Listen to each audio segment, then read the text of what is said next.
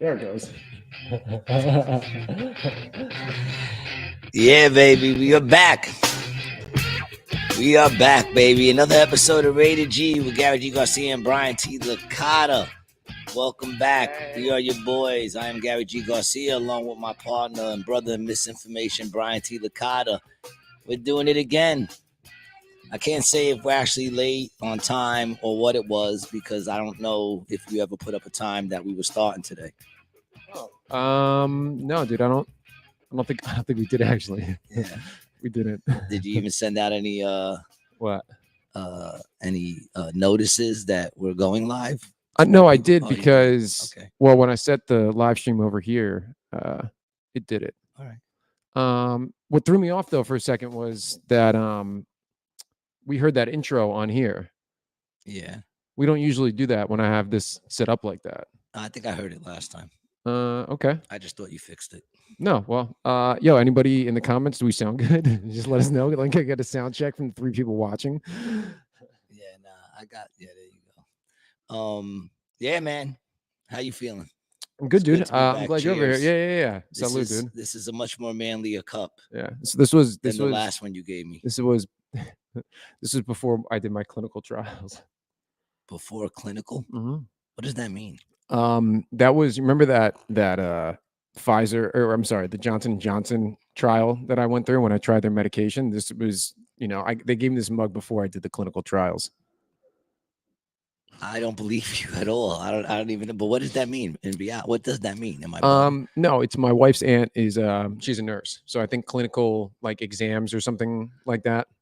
Oh. It's like for a teacher, like a exam thing, I guess. Oh. Okay. Whatever. Hey, whatever. Nice house. Thanks for letting us stay here. I got butterflies. I like butterflies. They signify change, right? The fuck? Why is that on the song? What's going on over here, man? Yeah, I just had some shit. Some shit was just playing. So professional. But I'm glad to be back, man. It's good to be doing another episode. I don't know who's with us right now, but whoever it is, I'm glad you're here. What was I gonna say, man? I'm glad you're here. You know, it's nice to have you here on this snowy. What's today? Friday. Today is Friday. This snowy Friday. Mm-hmm. It's nice to have y'all here, and maybe get a nice little cup of something warm like we did, and cozy up. What hang out and have some conversation with us, man. It's awesome. As a kid, were you a fan of snow days? I didn't get them. What do you mean? You guys didn't get them in New York? Man, what do you mean? Yeah, bro. You guys got snow days. I didn't go to public school. I went to private school. My school, I probably had maybe a handful of snow days. My whole that's 8 years of school. It didn't close. We used to sit there, man. Total 8 years you went to school. No, 8 years of that school. Oh. Before I went to high school. Which was another 6. Which was another 4. But I did 4, but I didn't graduate from high school. I would have had to have done summer school and probably a little bit of another year. I wasn't. For what? So what? You guys just didn't get snow days though? They just wouldn't give them. We used to watch that TV, man, because you know how the news would come on and you'd see the names, and we would watch it, and they'd be like, and that's all. And be like, fuck. Why wouldn't they shut your schools down? Because I mean, wouldn't kids take city buses to get there? Not really, man. You're talking 1976. Yeah, dude. I mean, my dad, we were built different. We all walked to school. I'm pretty sure there were some school buses. I'm pretty sure there were. Dude, but you know what it was though? Back then, the snow didn't stop us. Like right now, schools were closed. I'm like, schools are closed. The roads are completely clear. Yeah. Well, people are soft. 3 inches shuts down places. 3 inches. Are you fucking kidding me? And while we're on the topic, everybody out there who goes out driving in this kind of weather, and you leave the snow on the top of your fucking hoods, go fuck yourself. Exactly, man. Where do you think that shit is gonna go when it gets loose? Where do you think it's gonna go? Do you think it's gonna melt away as you're driving? Do you think it's just gonna go away and trickle down like water? No. It's gonna get loose, and then it's gonna fly. In case you don't know, maybe you don't know. Maybe you're just a fucking idiot. Mhm. But it's gonna fly off your car into whoever the fuck is behind you. Yeah. You fucking dummy. I hate those people, yo. Hate him. I saw some dude. I was behind him. He had just his section of the back window cleaned. Yeah. Snow all over his car, and his section of the front window clean. What are you, a fucking moron? And dude, the highway is the worst. Dude, when we were coming back from the city the other day on the parkway, there were people had just shit flying off. It's like dude, you're doing 70 and you got a sheet of snow just flying at you. Fly here from the fucking idiot in front of you because he's too lazy to fucking wipe off the top of his car. As if driving isn't dangerous enough already. I hate those people, dude. Those are the things that make me dislike people. Mhm. And I don't want to dislike people. You know? I really don't. But shit like that drives me insane. Serenity now! I actually screamed that in the car the other day.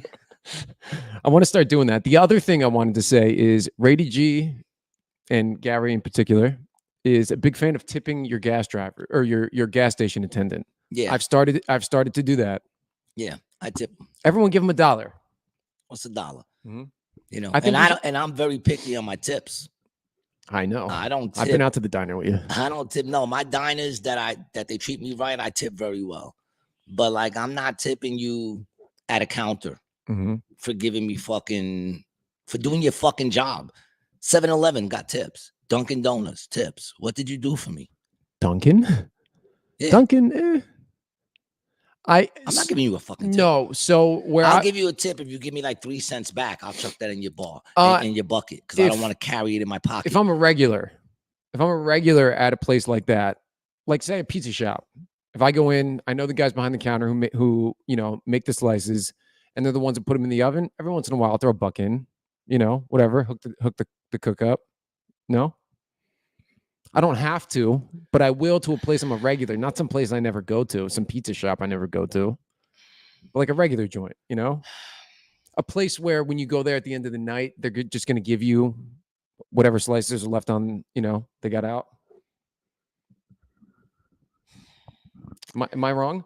I don't have no place like that I go to at the end of the night. First of all, I don't even know. Well, last time I had a slice was with you, which was a good slice in New York. We Very went to good slice. Joe's over there in shout out Joe's, Lower West Side. Yeah, best pizza I've ever had, made by Mexicans.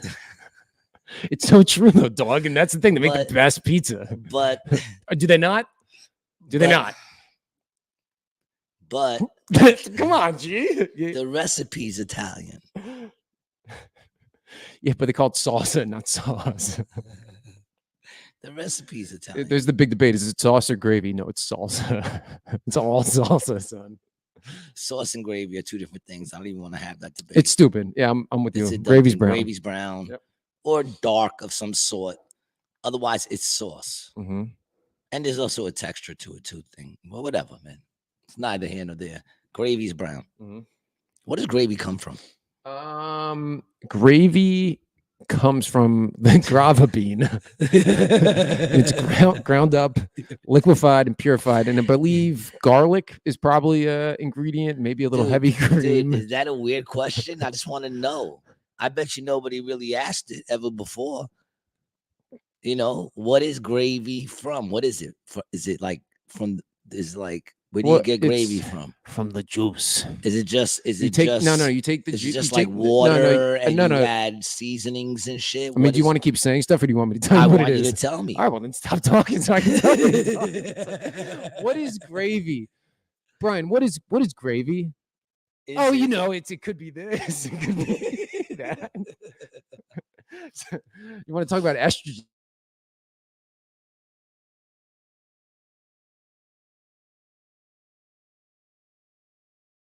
But I'll do that in a second. Yo, but all right, so you were saying, what is it? You take the juice after you make the turkey or the beef or whatever you roast in the oven. You put that juice in another pot. Then you add some butter, garlic, onion, whatever, and then like cornstarch or flour, I think, depending on the gravy. Oh, okay. That's all right. right. That's what it is. All right. Well, see, I learned something today. That's cool. Well, I mean, I guess I never really cared till this very moment. You know what I'm saying? Like I never really even thought about it till just now. I was like, what is gravy? What is that? I thought it was something of like the juice left over or some shit like that. No, it's not- it's not just the juice. Juice and cornstarch or flour or whatever. All right. Are you back with us now? You fidgety fuck. Yeah, dude. Let me produce because I'm gonna try to get anyone so fucking fidgety like this man. If he was driving in the car, like I was telling him, you ever saw that movie, Get Rich or Die Trying, when they're in the car and he's like, yo, what are you doing back there? That was this dude. He's in my car. He's moving every 5 seconds. The light keeps going, bing, bing, bing, bing. I'm like, fucking one or the other. Leave the belt on or leave it fucking off. You're a fidgety fuck. You never sit still. Dog, imagine what my mind is like. It's crazy up here, man. It's nuts. I feel like you're always thinking. I'm thinking right now. I am right now. It's hard. It's so hard being. It's so to sit still. It's hard to sit still. It's impossible. It just moves, dude. The electrons and the neurons are just firing. You know what I think happened? You didn't get smacked enough. That's what happened. No, what happened was sit the fuck down. Listen, sit the fuck down. You didn't get that enough. You needed a couple of backhands to the side of your fucking dome, and then maybe you'd sit still for 5 fucking seconds. There was a winter storm just like this. It was the February 1995. My mother wanted to take me and my brother out sledding. Go ahead. I'm gonna let you bury yourself in the snow. Go ahead. We live in New Jersey, so there aren't very many hills, at least down where we're at. So she decided to take us out to the driveway, which is a slight 20-degree slope. My brother is racing my mother. Where are they racing? Down the driveway in front of my house, right? And I'm on one of those old school wood sleds with the metal razor fronts. And I'm on the front. So my mom pulls me down. I go off the side of the curb and go face first out into the street and then crack my head on the asphalt. And I got a stitch actually right here. I got several stitches in my head. I lost a lot of blood and I haven't stopped moving since. Big up to my boy in my building who just fell down the steps and had to get taken to the hospital, man. I hope he doesn't come out a fidgety fuck like this guy over here, but I hope you're all right, man. It was not a fun scene to walk out the elevator to on my way here. Plus, I had to freaking wait for them to get, you know what I'm saying? It was like it slowed me up for another 10 minutes. But big up to you, man. I hope everything's good, man. Listen, drinking and steps don't go good together. No, not in the wintertime either. No, it gets very snow, slippery. It's fucked up. He was going out to play in the snow. We got a comment from Stormy. She says, answering your own question is just critical thinking, right? LOL. Yes, it is. It is. It's work. I call it working things out. You know what I'm saying? I'm asking the question, but not necessarily to him. I'm putting the question in the atmosphere. The ether.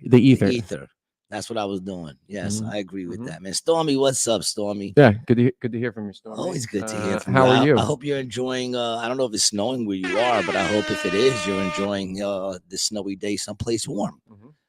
A lot of people had to go to work today. Not us. I did. I'm here at work. I had to get up. I had to leave. I had to come here. That's true. Man, you don't really appreciate what I do. All the hard work that I put in to wake up and drive in my car over here. Like, you don't even think of that. It's not work to you. That's work to me. This is work for me. When I'm done, you'll be able to kick off your shoes and go sit in the back. But I got to get back in my car and get home from work. Does anybody have any questions that we'd like to ask about his work day? No, I mean, my job's a lot easier than everybody else's, and it doesn't pay me a salary. But it's a job nonetheless. I remember trying to explain that to my mother. So what do you and Brian do? And I said, we have a podcast together, and he produces a lot of my stuff. He produced my special and shit. And she goes, do you guys make money from that? And I'm like, not at the moment, but it's not about the money, Mom. It's not. And for all those people like, oh, that's what we need. Another podcast. Well, if you don't need another podcast, feel free not to watch my fucking podcast. I'm not doing it for you. I'm doing it for me. I'm a very selfish person. You know what I'm saying? Everybody who comes along for the ride, I appreciate, but I'm just a very selfish person. I just like to talk and put my shit out there like as if what I say is interesting. Yeah, for the record, for all of our listeners, I've tried to quit the podcast like 5 or 10 times, and Gary just kept showing up in my place, so we just kept recording. Yeah, man.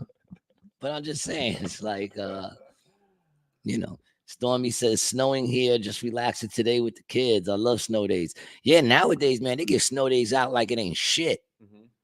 Like it ain't shit. I used to never get snow days, dude. Snow days didn't even exist. Do you remember?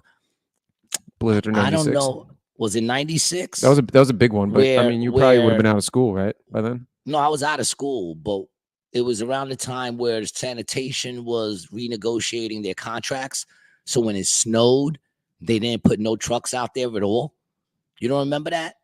I forgot what year it was. I mean, but, you know, I didn't live in New York. Oh, in New York, at that time. it was during a time with you know, they were working out there. Maybe could have been 94. Could have been 94, 95.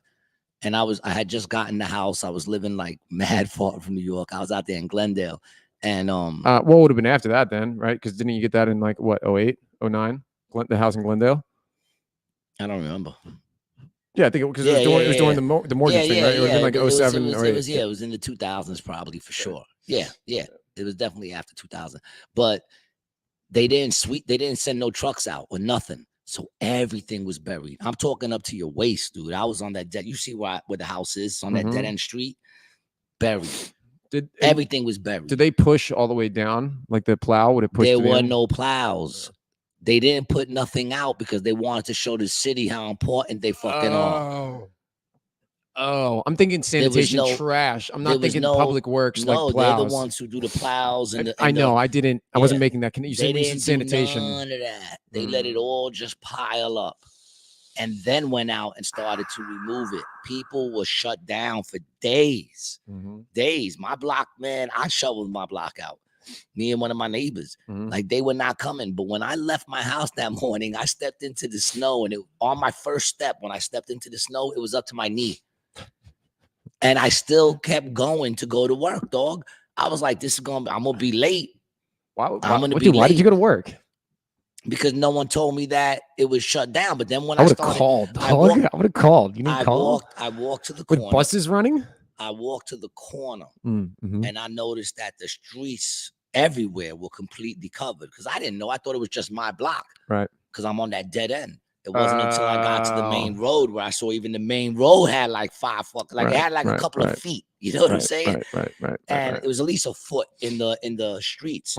So then I said, "Oh shit, let me call," because I know they never closed for snow. You know, they'll let you not come in. You don't come in, but they opened. Right. I called up and they were like, "Gabby, what are you, stupid? The whole city snowed in. Nobody's going to work." I said, "Oh, okay." Trains weren't running. Nothing was running, dude. It was crazy. But that's what I'm saying. I'm not snow days. There was a really bad one in 2010 too. It could have been in 2010. I remember there being a really bad. I don't remember what year it was, but I remember that it was fucking crazy. That was the craziest one I've ever seen. Was it cold too? Like super cold? It's never really that cold when it snows. Like right now it's cold, but it's not freezing cold. You know, it's usually pretty mellow with the, you know, like a nice cold when it snows usually. Yeah, I feel like we don't get the like usually when we get snow, it's not very windy, you know like what? It kind of gets quieter. You know what? While I'm out here telling those people with snow on their hood to go fuck themselves, that also extends to the motherfuckers who don't fucking shovel your own driveways. You don't shovel your driveway. You fucking just shovel that little line for you to get out your step, and then you leave where you would park your car and that whole sidewalk that you supposed to take care of to get ice and shit. Go fuck yourself, man. Just fucking clear off the driveway. You want to own a fucking house? This comes with it. Fucking ungrateful fucks. Don't care about nobody else. That's the problem with the things of society today. Serenity now. Insanity later. Here you go. Somebody has another comment. She says, "Amen. If you don't like it, if you don't like it, except you, Brian. No choice for you." Oh, if you don't like it, don't listen. Don't listen. Except for you, Brian. No choice for you. Yeah, Brian ain't got no choice. Yeah, I'm here. I'm still here, right? I'm showing up. I'm setting the equipment up. I'm making sure we're running. Showing up. You live here. I would hope you're showing up. Even though when I pulled up, I was like, did this motherfucker go somewhere? Because your car wasn't there. I was like, did he just like leave knowing I'm fucking coming over? I was already like cursing at you. I didn't even get out the car. And the funny thing is I thought about that and I was like, yeah, I could text him and tell him Tina's got the car, but I'm just going to let him. Yeah, it bugged me out too. Because it says I'm here, but I don't see the car. And then, you know, I'm not used to coming out here. Yeah. But I definitely don't want to knock on the wrong door. Definitely not. Definitely don't want to fuck. Bro, it's a little eerie out here too, though. Like at night, this section in the neighborhood doesn't have street lights, so at night it's dark, and there's nobody around here because it's it's woods on either side, so it's quiet, and I get a little freaked out. Yeah, Not gonna lie. because you got coyotes for sure. Oh yeah, dude, the coyotes. You definitely got coyotes out Yeah, we got coyotes. here. You know, Lions and tigers and bears. maybe a wolf. I think Boots You could know- take a wolf. You know what's crazy is when What? they used to have that fucking theme park that was all it was Action all park. no, it was all Oh. animals. I think it was called Jungle Habitat was the name of it. Okay, up here. Up in near Jackson. Mm-hmm. And I think it was near Jackson. And it was like just animals, and it was the Looney Tunes characters, Bugs Bunny and all them. Remember we looked up back in the day, we looked up the flag. That was Great Adventures Safari. No, No, it was called Jungle Habitat. It was his own thing. oh, dude. But the animals used to get out all the time. Could you imagine that, dog? You're looking in your backyard and there's a fucking lion in your backyard. I'd be stupid enough to like open like my door a crack and be like, "Hey, little one. Hey, big guy." Dog, I'd that be thing that dude. could Hey, big break guy. through like a sliding door, like that, bro. A fucking Could it break through? Oh. Probably. dude. Definitely, dog. I mean, that thing's it'd be like 600 pounds. You don't think it could smash through that glass? I think you could. Yeah, I think it could. If it wanted to. I think it could too. I think there would be a thing of when it felt the glass, though. I don't think the instinct would be to run through the glass. I think if it saw you and it started running to you and the glass was so clean that it didn't realize there was a glass there, it would run through the glass. I don't think the instinct, because Boots did that shit the other night to the. did he go through? Or No, he he just ran into just it? ran and then stopped when he like got real close and kind of like bumped it. Like he almost ran into it. Oh, poor Boots. Poor little You guy. know, Boots likes to randomly attack me. We're working it out, though. We're working it out. Today, he hasn't really gone at me once. Well, it was just when you were putting the the Oh, rated yeah, I G was thing moving over the there. thing. Yeah. He didn't like the scraping sound. Yeah. I get it, man. Yeah. You know, they have sensitive ears, man. Mhm. You know, and who knows? With you blowing smoke in them shits all the time. It's probably Dude, I've fucked up. never done that. That was that one cat in college, dude. I would never abuse a dog like that. It was that one time with that one cat in college, man. It just, it was late and, she had a nice pussy. It's a little furry, but, whatever. Wrong? Was that wrong? Every time Brian says that, Brian goes, "Oh, you young guys don't know that joke. Vagina used to come with hair." I'm like, it still does. Where the fuck does this guy live? Oh, I thought you were saying my I thought you were saying me. I was like, what joke? Stedman. Oh. That dumbass joke. Brian, vagina used to come with hair. It still does. You just got to start looking Special over. order it. You just got to stop. You got to start looking legal, dude. That's the problem. Start looking legal. Hey, whoa, hey. Did I say that? I'm just Whoa. talking shit. That's what I do. I don't got to worry about it. He don't listen to the podcast. Oh shit. The only person I can't really talk shit about, there's a couple people I can't talk shit about because they actually listen to the podcast. Like Not who? that I would. That's Like- why they like listen to the who? podcast. Mark, I can't talk shit about him, but I wouldn't Oh, talk shit about right. Mark, which is why he listens to the podcast. Right. Not because I wouldn't talk shit, just because he's that real dude that, he supports what I do, Mhm. Yeah, You King Handle's like that too. Although I would not talk shit about him either. Yeah, well, I mean, that's what I'm Not here live. for. Yeah, not live. Yeah, man. But that fucking thing, man, I can't even find. And now I'm pissed because I can't find my fucking scraper for the car. Oh yeah, Where and they would it probably be? charge double right now for Where- the where for the would it- scrapers, But right? Where would it be? Where would it be? It was in my car. Now it's not in my car. Hmm. Did somebody steal my scraper? Who would steal my scraper? Who would get in my car and steal my scraper? Hmm. It's very annoying. That is a good question. I don't like the snow. Just to put it in, and to sum it all up, I don't like the snow. Mhm. Like right now, where you are, it's nice. You're looking out the window, you just see a forest out there and Mhm. snow. It doesn't look like that in New York City. It doesn't look like that in Atlantic City. Even though Atlantic City, we don't got that much snow. To be honest. The slush is what sucks in the city. Once it Dude, gets the minute it slushy, hits the floor, it gets black, gray, yellow. It's disgusting. And then it's just these big fucking mounds. so what you're saying is it's better when the city is all white. That's what you're saying. Why do you got to make everything about cocaine? Sorry. And listen, fidget. Stop banging on the table. I'm sure everybody who listens to us would thank me for that. Stop banging on the table. I'll be watching our shit back and you do like you're a fucking conga player. Stop that shit. All right? Yes.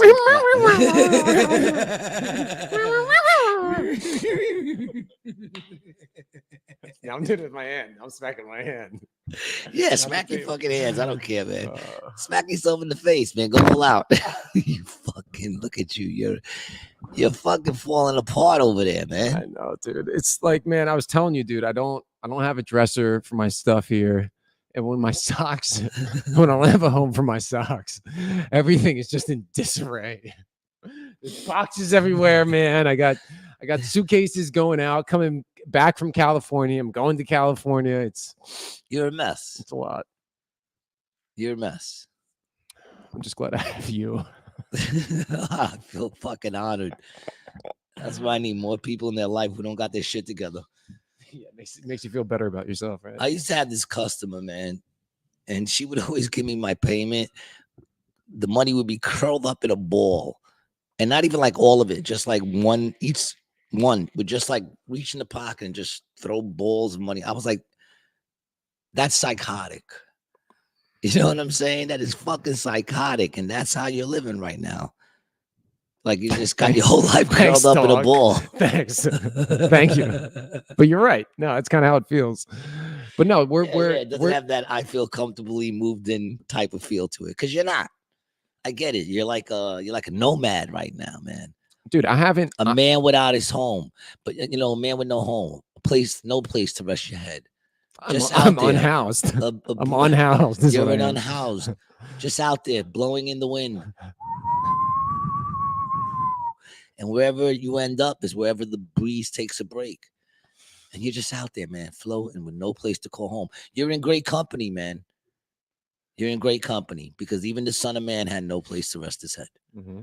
So consider yourself in great company, dog. Learn to appreciate it because then when you finally do rest your head, you'll appreciate it. Maybe I'll ascend into a 2-bedroom apartment. I have a feeling you're descending into a basement apartment, but we'll see what happens. A basement studio. Basement studio. Well, they're all basement studios. How long is does Sam have any plans of moving out anytime soon? I remember when I lived in my last basement apartment studio was so small. I'll be like, yo, let me show you around. All right. And I take one step and I just like do a quick circle run where I'll be like kitchen, bedroom, dining room, living room. You see it all from the doorway. Yeah. You hit it all at once. You see it all at once. It was just the minute you walked in, you just saw everything. Man, it's hard though. So I haven't slept in my apartment since November 15th, 14th. And I was supposed to be back the 1st. So I'm like 18 days, 20 days past when I was supposed to be back. Mm-hmm. But we're flying out Sunday, packing the shit up, and then moving back here. Jersey, baby. Oh, you're a traveling man. Yeah. Yeah, man. You're a traveling man. I like that, man. I like that you just keep going all over the place, man. Well, that's from running away from my problems. Yeah, well, the only problem is every time you get to where you're going, you're there. Yeah, I'm hoping one of these times that doesn't happen, but you can run away from your problems, but you can't run away from yourself. And you're the cause of all your problems. That's where it gets crazy. Yeah. Did you ever go to AA? There's a lot of that in AA. It's exactly what they say. Is that what they say in AA? Yeah, in rehab. Really? Nah, I've never even thought about going. Yeah. No matter where Mike you go. Would be like, yo, you want to come with me? I'd be like, why? I'm not an addict like you. You know what I'm saying? Like I always think about it, gambling. Like if you're addicted to gambling, right? You only have a problem if you lose. Like if you're a loser, people who win don't have a problem. People who win are called professional gamblers. Yep. Yeah, like the poker players, or even I have a buddy who does hedge bets all the time. Like if you work the math right, you can place a big parlay on something. Well, it's all fixed now, but I'm just saying, like, if you're playing poker and No, shit but like for that. but for sure, dude. Even if it is fixed, I mean, it's been fixed because gambling's always been a thing. Yeah, I mean, you still have a Vegas. chance to win. You just have to know the story. You know. Well, you can also hedge too. So you can be you could have made a big parlay and say you put 1,000 down on that parlay, right? You just make smaller bets that you know are going to cover what you put in on that bet, and you can break even. You know, if you're smart about it, it's called hedging. I'm sure there's a science to it in some way. Well, strategy. You know, strategy. yeah, you have to trust the strategy. But like I said, if you win all the time, you're a professional gambler. If you lose, then you have a problem. Then you have a gambling problem. If you lose, you're Mike Merrick. You got a gambling problem. Just saying, that's the only people who have problems. You know what I'm saying? Like, if you could do drugs and still keep your apartment and family intact, then you really don't have a drug problem. But once you start losing the house and the family, then yeah, it's safe to say you have a drug problem. I don't know anything. I have a GED. I would say you are correct. I mean, I might be. There's always a chance I'm correct. So man, I had a really fun trip up to the city that we did on Monday. Monday was cool, right? We even got a show off. That was pretty cool. You know, you got to meet my moms. That was an experience. And dude, she's exactly what I thought she was gonna be like to the T, dude. Like to the T. Oh, she's like, so what's his name again? I'm like, Brian with the Y. I said, no, not with a Y. BRIAN. She goes, oh, okay. And then she goes, Brian, right? She goes, yeah. She goes, all right, BRY. I said, no, not with a Y. Oh, you know, I'm sorry. And then she goes on to tell me how she sits there and goes, you know, some people spell it with the Y. And I go, I know some people spell it with the Y. His is with the I. And then she goes, well, you know, even, you know, your brother Gary, you know, they asked me when I gave him his name. I said, my brother Gary. She goes, yeah, they asked me if I wanted 2 R's or 1. And I said, 2 R's? That's ridiculous. I only wanted 1 R for your brother. I said, my brother Gary. She goes, why do you keep saying that? I said, because I thought my name was Gary. I thought my brother's name was Ivan. I don't know. Maybe I'm wrong. Maybe I'm the one who's bugging out here. I try to get her to take Alpha Brain. She won't do it. Why not? Because she won't do anything. Oh. She's stubborn. Right. You know, but she's glad she met you because it was the Lord who brought you to her house so she can give you that track. And hopefully that same Lord will make me rise to a 2-bedroom with a park view. And then she's like, ever since she gave it to you, she's like, did he read it? I'm like, I don't know. But, you know, ask him. I have to read it before I see her again because I don't want to have to lie to her. I don't want to ask him, you know. Well, you know, I wanted to read it. I said, well, here's the thing, Ma. Trust the Lord. Right? You give the track, right? Yeah. Okay. I'm not the one that's supposed to be on it. Did you read it? Did you read it? You got to read it. Did you read it? When are you going to read it? My mother gave it to you. You're gonna read it? No, it's not going to be me. You gave it to him. Trust that he will read it when the Lord wants him to. Otherwise, why do you give it away? You know, you should have your number on the back that says, call me right after you read it. This way they could check it and let you know that every track you've ever given out didn't get thrown into the street. Then she can send the stats back upstairs. Well, what happens is usually give these people these tracks. They don't think nothing of it. They put it in their pants. They go about their fucking reckless life. And then one day they murder somebody and then they're locked up in prison. And then they're sitting there in the holding cell and they look in their pocket and the cop didn't even notice that it was in his pocket. So it didn't get taken out. And there's the track that you gave them. And they open it up and they go, oh, shit. Wow, this must be. Oh. And then they, you know, they're able to do their 25 to life a little better than the guy next to them because now they have faith. Can I ask you to make the act of providence God sound effect again? I don't know. I think God has a deeper voice than everyone makes it out to be. You're probably right, dude. Yeah, I think it was the Vatican that kind of gave it that high pitch. You know, I think that was the change. Yeah, especially once they started chopping the nuts off their choir boys. Isn't that fucking nuts, dude? Imagine your parents wanting you to sing in the choir, and you're like, no, Ma, I really don't. I don't want to join the choir. Why not? I don't know.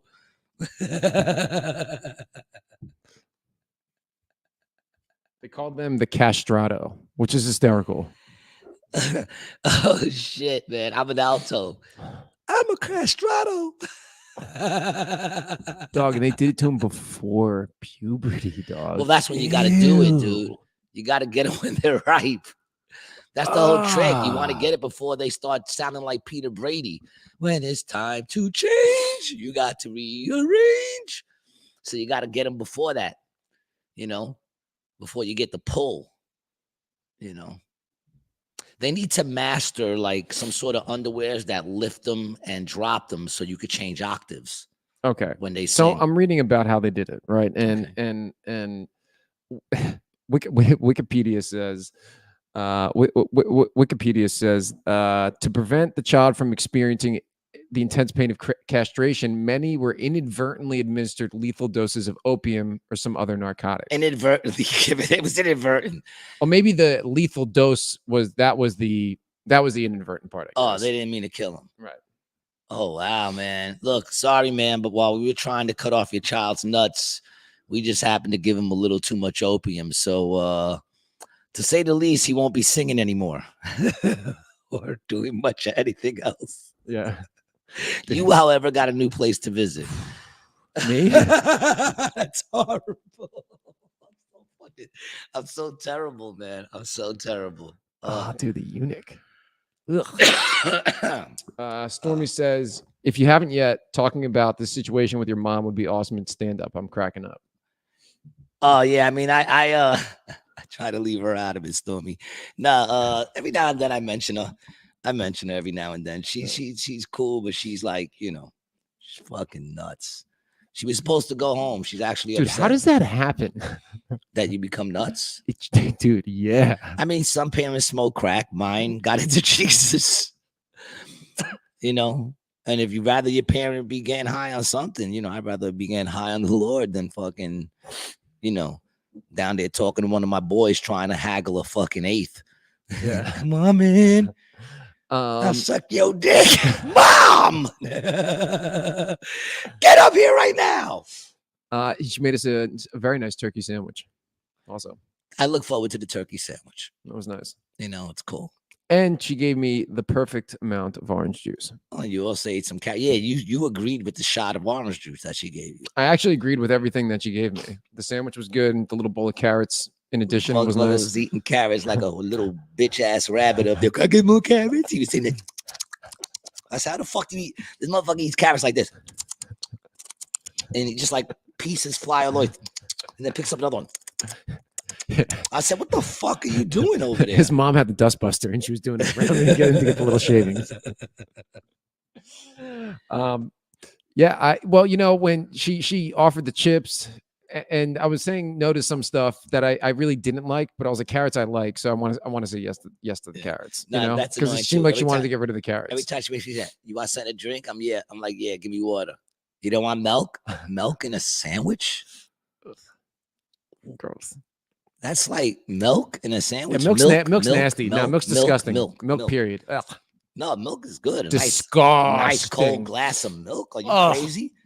What do you eat your cookies with? I have never. What do you have your cereal with? Milk.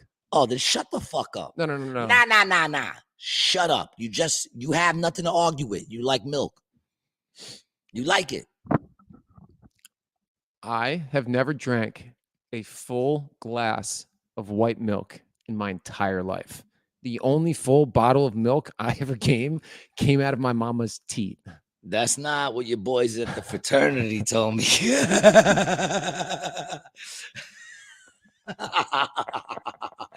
No, I know I never have chocolate milk. No. Chocolate milk for sure. That's milk, dude. milk. But milk, I'm saying. milk. Listen, so it's like saying tomatoes and tomato sauce. Because you like tomato I always sauce, said right? milk all my life, and Mark used to always get on me, and everybody else who hears me say it go milk. It's not an E, so I got to remember milk, not milk. Milk. All right, never mind. But I just wanted people to know why I keep repeating myself. I'm not having a Tourette stage. Ladies and gentlemen, early onset Alzheimer's right here. Why would you say that? I'm just fucking. Why would you put that even in the ethos? I'm just kidding. I'm sorry. That wasn't nice.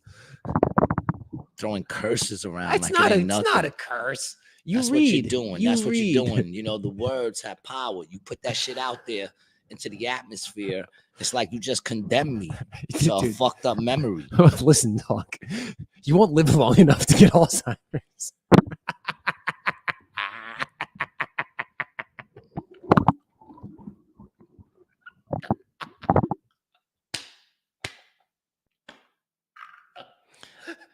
do know I'm gonna outlive you.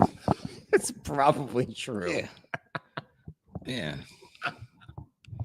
Well, I'll just be waiting, dude. I'll have everything cleaned And then up. my mother's I'll like, get a oh, fresh pot of coffee. Yeah. my mother's like, oh, you know, I really like talking to him. She goes, he really reminds me of the Kemp family. You know, his family reminds me of the Kemp family. I'm like, you don't know his family. The You just Who met him. family? The Kemps. The Kemps is this family that I'm pretty sure she likes one of the sons. She's always John Kemp. She's always talking about him. And they're all like, one's a pastor. They started very Catholic. Now they're Christian. And, you know, it's like an average white family, I guess, where everybody's doing well. So she right away thinks that like, oh, you know, she's looking at you. She's like, oh, you know, well, they're Catholic. You know, I'm pretty sure they were really good parents raising them. And I said, yeah. And I want to go, but you do know he wasn't a great son, right? like in this thought in your head of the perfect white family, you do know he was just fucking banging. That's what I want to say, but I didn't. That's what I want to say, but I didn't. You know what I'm saying? And like I only told her the whole thing about, you know, your addictions was because I was sharing about my step pops, and she looked at me like, why would you share that? And I'm like, because he can relate to what I'm talking about. Relate. I wouldn't share that with anybody, although I just shared it with the, you know. Yeah, I mean, you know, I say it all the time. Followers or whatever, but I mean, I say it all the time on the show. I mean, I just went. Yeah, I don't really care. Like you're forgetting that part, right? That they were good parents, but even in that good parenting, this motherfucker decided to put them through hell. The Kemps reminded me of Lloyd Braun. Was it like a Lloyd Braun situation? Or Yeah. It's like Lloyd Braun. That's it. You're like, well, Lloyd Braun. Well, Lloyd Braun's family is Catholic. It wasn't even plugged in. He's insane.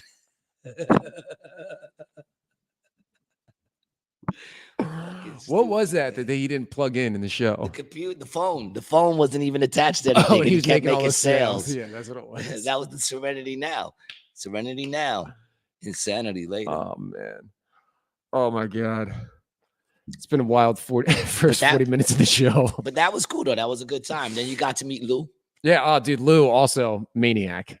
That's my dog. Yeah, he's always maniac, good dude. For a really, me and him was dying. Can we talk about the story when we were in the pizza shop? Yeah, he just got on. He's getting rid of the pizza shop, you know, because he's just, you know, he's great at opening places, but keeping them running, whatever. He's breaking even. It's a lot more work than he wants to put in. But the funny part is him saying that in front of all the employees in a restaurant full of people, yelling it.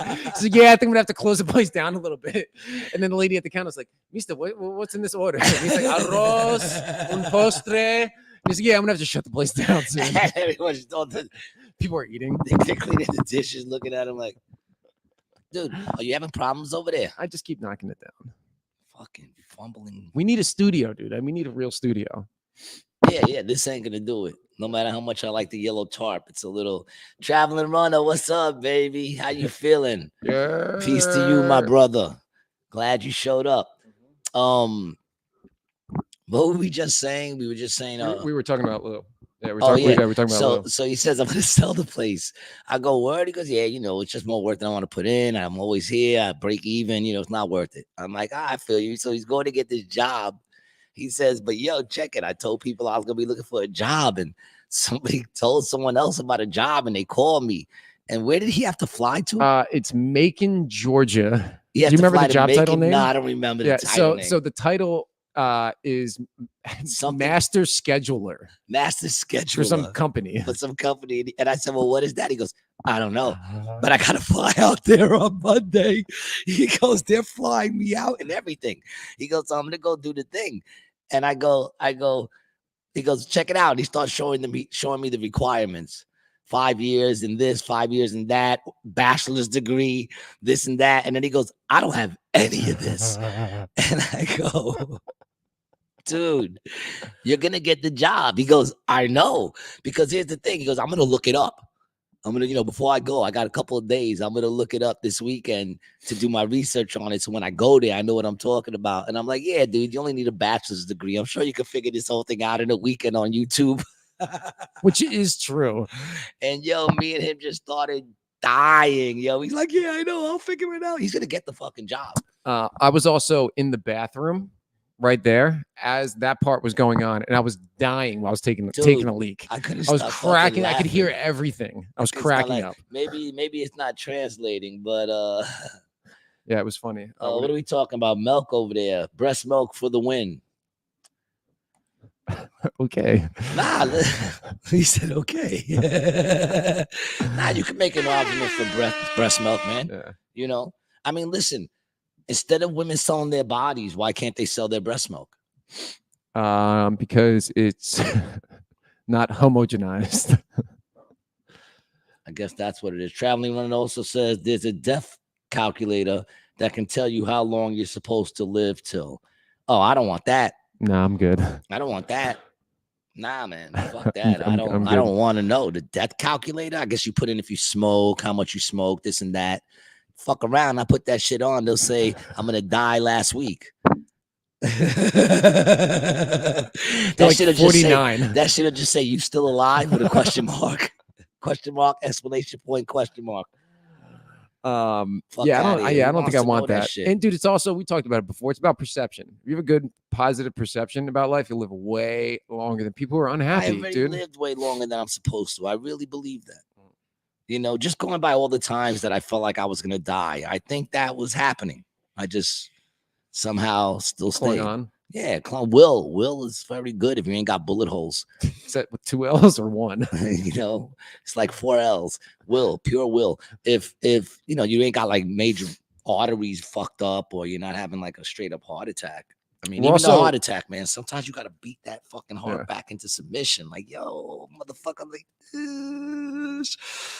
Well, not carrying you know, Clear. a bunch of fat, you know, is good too. I mean, we're both thin. Well, I don't carry nobody. We make them walk. I mean, I would we make say them walk thin next people. to you. I would say thin people are easy to carry, but yeah, I don't carry nobody. Uh, Oh, you mean fat on your body? Yeah, fat. Yeah, fat on your body. Yeah. Was the Brady Bunch the example of the perfect family? Good question, G. That depends on if you think everybody in the family fucking is a perfect family because they were all banging each other. Didn't Greg bang the moms? Yeah, but not They not, were the not on the original- show though. No, but it was going on. You know, to me, they were a family.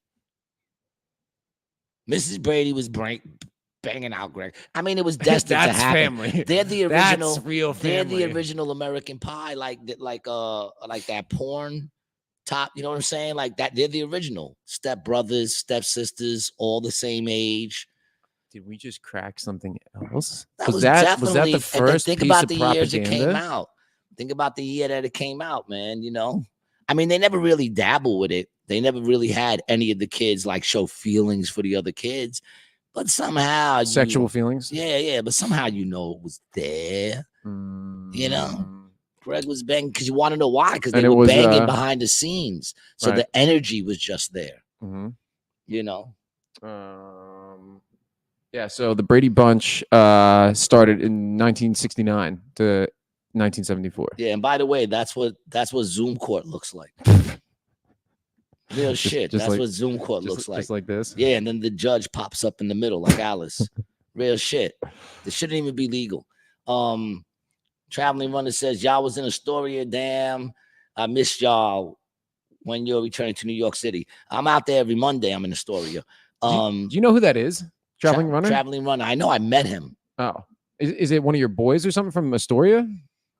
I don't know. can't I don't know even who it remember, is. to be I don't know who you honest. are. With all the exactly. tags, with all the things. I think I know him. Yeah, I know Traveling Runner, man. He's the one who gave us ain't he the one who gave you the No, that was Mr. Zoo. Oh, that was Mr. Zoo. Yeah. Where's Mr. Zoo been? I ain't seen him in a long time. Maybe he got banned on YouTube also. Mr. Yeah, maybe. it's Mr. Zoo. I think this is one of your boys though. I think so. Maybe. Do you know anybody who runs?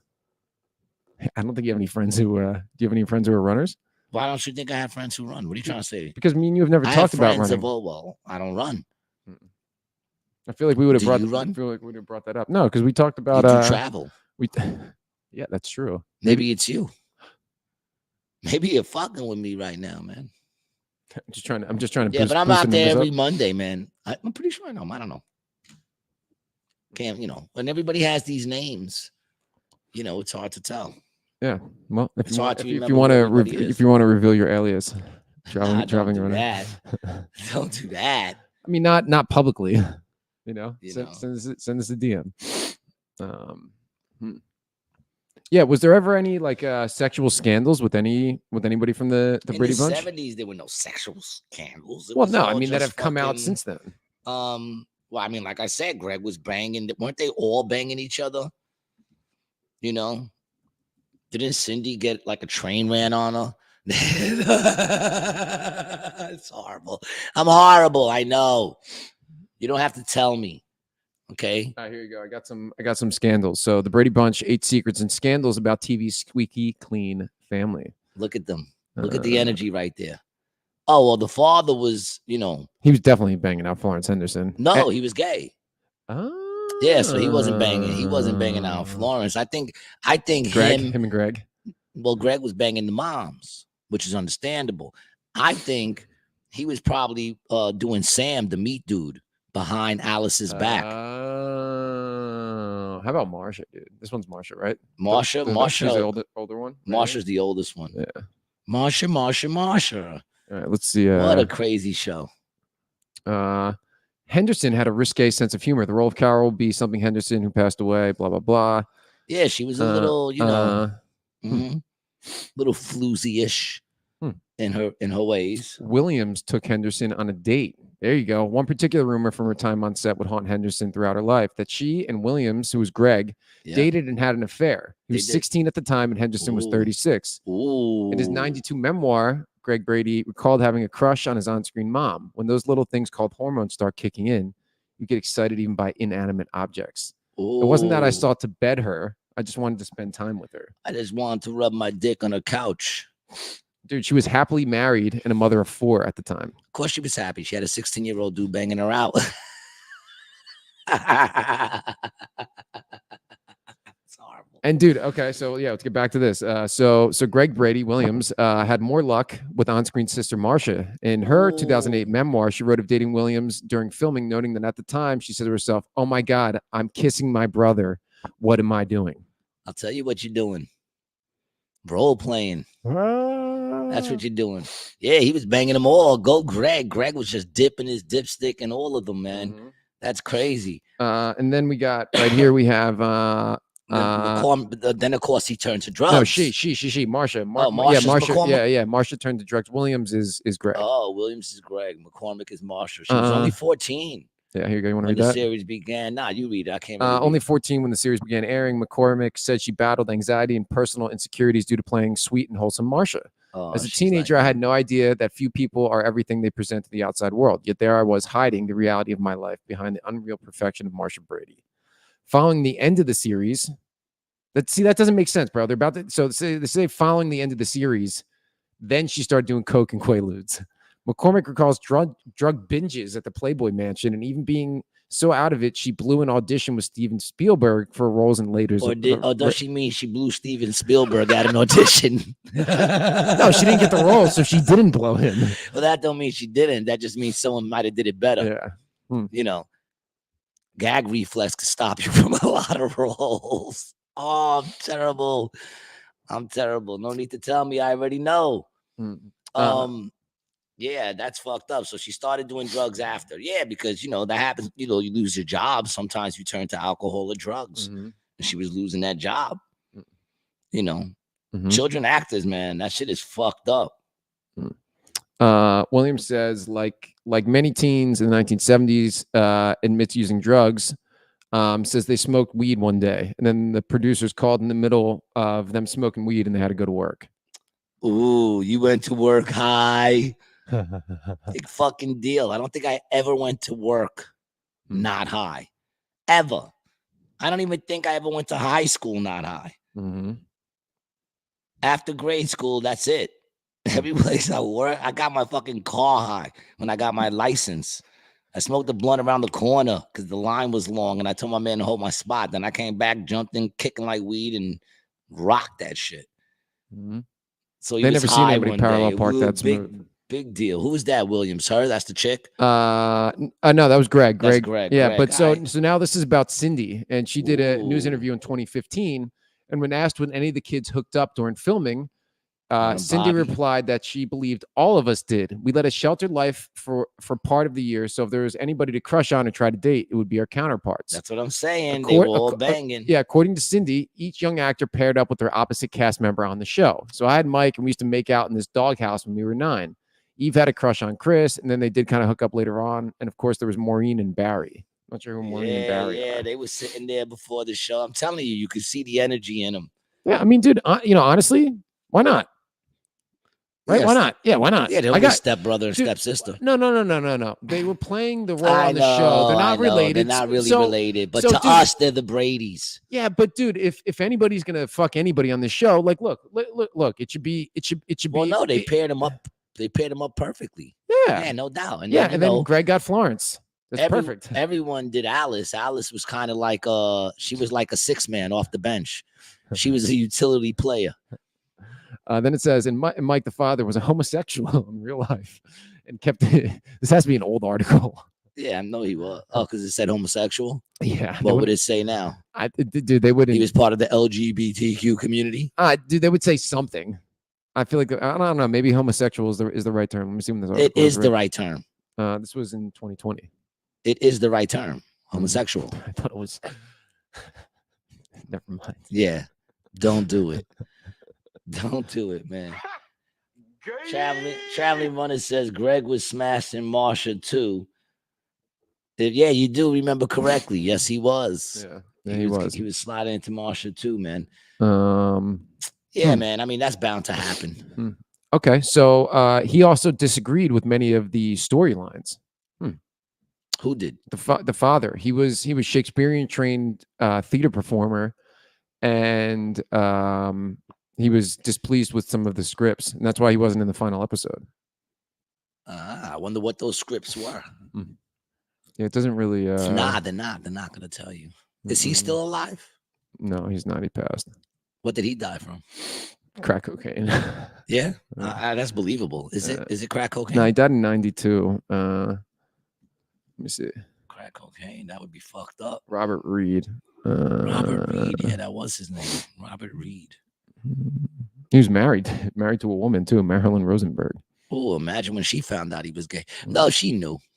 She knew. They divorced in 1959. He was married in 54 and they divorced in 59. Yeah, she knew. How could you not know? Trying to see how he passed. You know. I hate when people act like they don't know. Well, I didn't know. You knew. Yeah, he had lymphoma. Ooh. Colon lymphoma. Ooh. That sucks. You think that he also had the HIV. He's HIV positive. Oh, there you go. That answers my question. Yep. There you go. And was that what the question was? Well, yeah. I mean, I was gonna say, you think there's any correlation to that and his lifestyle, but I guess and that was also back in the day. So that's before. I mean, dude, he was around for the beginning of that shit, right? You know what I'm saying? Mm-hmm. And in the beginning of that shit was a death sentence. Yeah, he's only 59. Yeah, in the beginning, they didn't even give a fuck. They'll be like, "Yo, you got HIV. It was nice knowing you," and that would be it. You know what I'm saying? Sorry, dog. Woo. Woo, man, that must be a hard fucking sentence to hear. You know what I'm saying? You're sitting there, you just went for your checkup, you think everything's good. You're like, yeah, what's up, doc? How's everything? You know, well, how you feeling today? I'm okay, you know, a little tired. Have you been feeling a little tired lately? Yeah, you know, but I've been working a lot harder. Yeah, that's not it. That's not it. That's not the reason you're feeling a little more tired. But what do you mean, doc? I think it'd be better if Peter Griffin told you, you got AIDS, not HIV, we're talking full-blown AIDS. What if they rolled in like the TV like they used to in school, like bringing it on wheels? They just, I just want to show you this tape. Just want to show you this tape and play it and then walk out the room.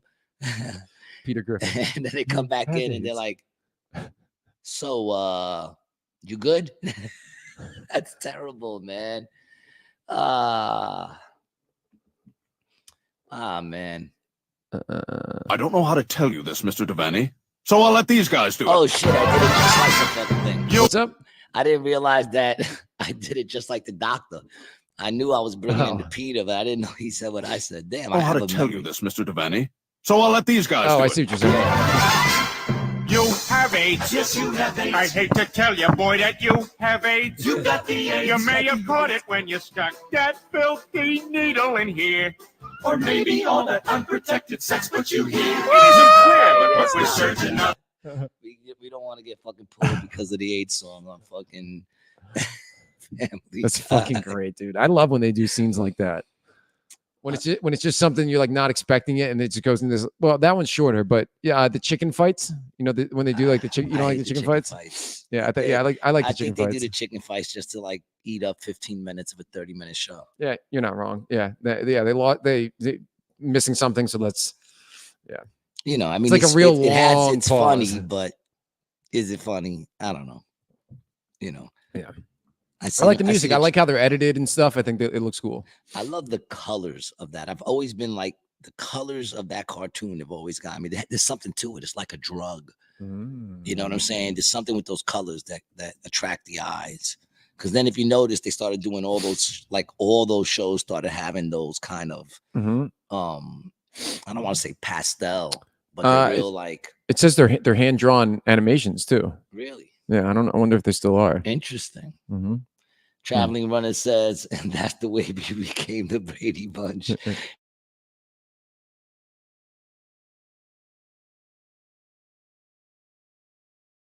They do. And of course, in that one, Marsha isn't the biggest whore out of them all. I think in that one they made Cindy the bigger whore. I don't know. Oh, that's that. In the Scooby-Doo one, the bigger whore is Velma. Velma, yeah, with the glasses. Yeah. I've seen that one. That's a good one, right? Yeah, that one's good. Yeah, especially when she's got the long orange sweater on, and then she doesn't have any pants on. That's the Velma I like. Well, she never wears pants. She always wears skirts. You're right. A skirt's nice. You know, I like skirts. I'm a fan of the skirt. Yeah. It has that iconic scene in the bathroom.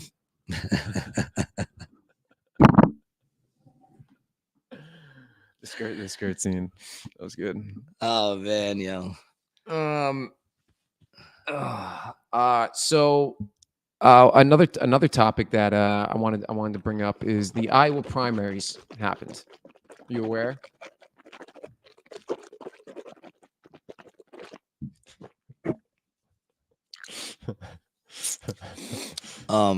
The Iowa Republican primaries happened. Now, why is it that they did that just there and everybody's already talking about, well, he won it, it's over? Are you talking about Trump? Yeah, like everyone's like, you know, he's the next nominee. He got Iowa, that's it. He's got it. Is Iowa the main one?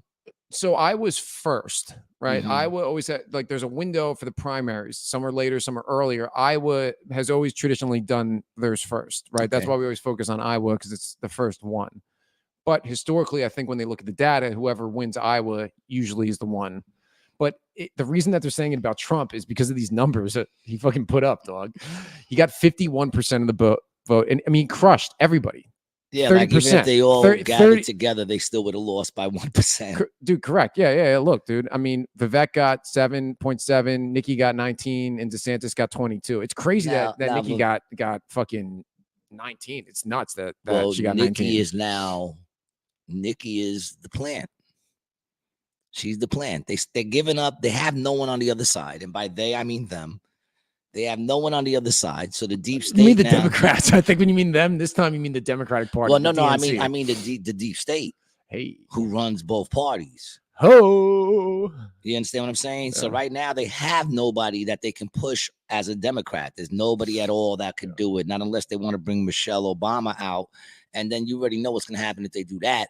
Everyone's going to start digging deep into Big Mike. So they're not going to do that. So what they're doing is now all the same people who are backing Biden are now putting their money behind her. Why? Why are they all backing her? Because she's the plant, yo. A vote for her is a vote for the Biden, agenda. That's what it is. She's going to push forth the agenda. She's obviously a warmonger. Oh, yeah. She's obviously a control freak because she wants to, know everybody's full name. Traveling runner, like they would know you'd have to have your regular name up there in order to fucking be on the she was saying that with the internet, right? Yeah, she wants everyone to know, that's not tags. A conservative value, my friend. No, that's being, well, you know what? Hopefully they do that. And what happens is people just say, fuck you. And they don't do it. You don't have to be on these things. Well, Here's the thing, dog. Right? You know There what are I'm saying? some. Like There the only are time some I go on things. this stuff is literally because I do comedy and Right. to promote our shit. Right. If I didn't do any of this stuff, I wouldn't be on it. Correct. Same. You Same. don't have to be on it. You don't have to broadcast your life on these things. Don't complain that they're taking all your fucking rights and all your fucking privacy when you're giving it up to them. Right. Stop fucking posting pictures. Stop putting your shit up there. Keep that shit to back in the day. You could send it to your family over the fucking phone. Mm-hmm. The fuck out of here. Yeah, you can mail them a photo too. But hopefully they do some shit like that, Yeah. and then people go, fuck that. I don't want to join. I know I won't. Mm-hmm. You know what I'm saying? I know I won't get on that shit if I have to, even though, my shit is under my name anyway. But it's the principle. It's the principle. You want to have the choice, the freedom of choice. I might have, if you didn't tell me to do that, I might have did that anyway. Until you told me to do it. Now I'm like, Maybe I shouldn't put my real name on there. Yeah, like I put my name on there. It's my name. That's my name. That's what I got it up there for. But we'll just add another I'm just R saying with to your name anything, and a Y to my name on the show. Like with anything, Like I really don't give a shit about, like, there's a lot of things I would do, and it's like if you tell me to do it, I'm like, I was gonna do that till you told me to. Mm-hmm. Now I'm not. Just out of principle. Mm-hmm. Just spite. Not a spite. Not really spite. Just the fact that don't tell me what the fuck to do. Mm-hmm. I don't like that shit, man. Mm-hmm. That's why we become adults, so people can't tell us what the fuck to do. And I mean, I guess someone's always telling you kind of what the fuck to do, or more like what not to do, because really laws are what not to do. When you look at laws, and what to do. I don't like the laws that tell me what to do. I like the laws because all the laws that say what not to do is like don't murder people, don't rob people, don't fucking embezzle, don't, it's more like don't. The ones that they say you gotta do, like you gotta wear a mask or you gotta pay taxes. Yeah. Don't tell me that shit, dog. I mean, the paying taxes. I mean, I pay my taxes because it's too much stress. Not you don't need smoke from Uncle Sam, dude. I pay all my taxes too, dog. It's like it's just easier. Smoke, but I don't want that smoke. They'll put up with us talking shit. Yeah. More than they'll put up with us fucking with their money. And they're like, yeah, did we get that W-9 form from that podcast? Yeah, and as soon as we don't, that's when they come. The minute I get audited, I know they're finally listening. Mm-hmm. You know what I'm saying? Because why would you audit me? I'm nobody. And I pay all my taxes. Mm-hmm. I do. No, yeah, I'm sure. Fuck that. Yeah, I don't want that. I don't want that smoke, man. Yeah. But yeah, I mean, so watch what's going on with her, because she came in third, but if you watch her speech, she was talking like she came in second and like she won. So she must know something. She said, I just made it a two-person race. But yet DeSantis is there in the middle.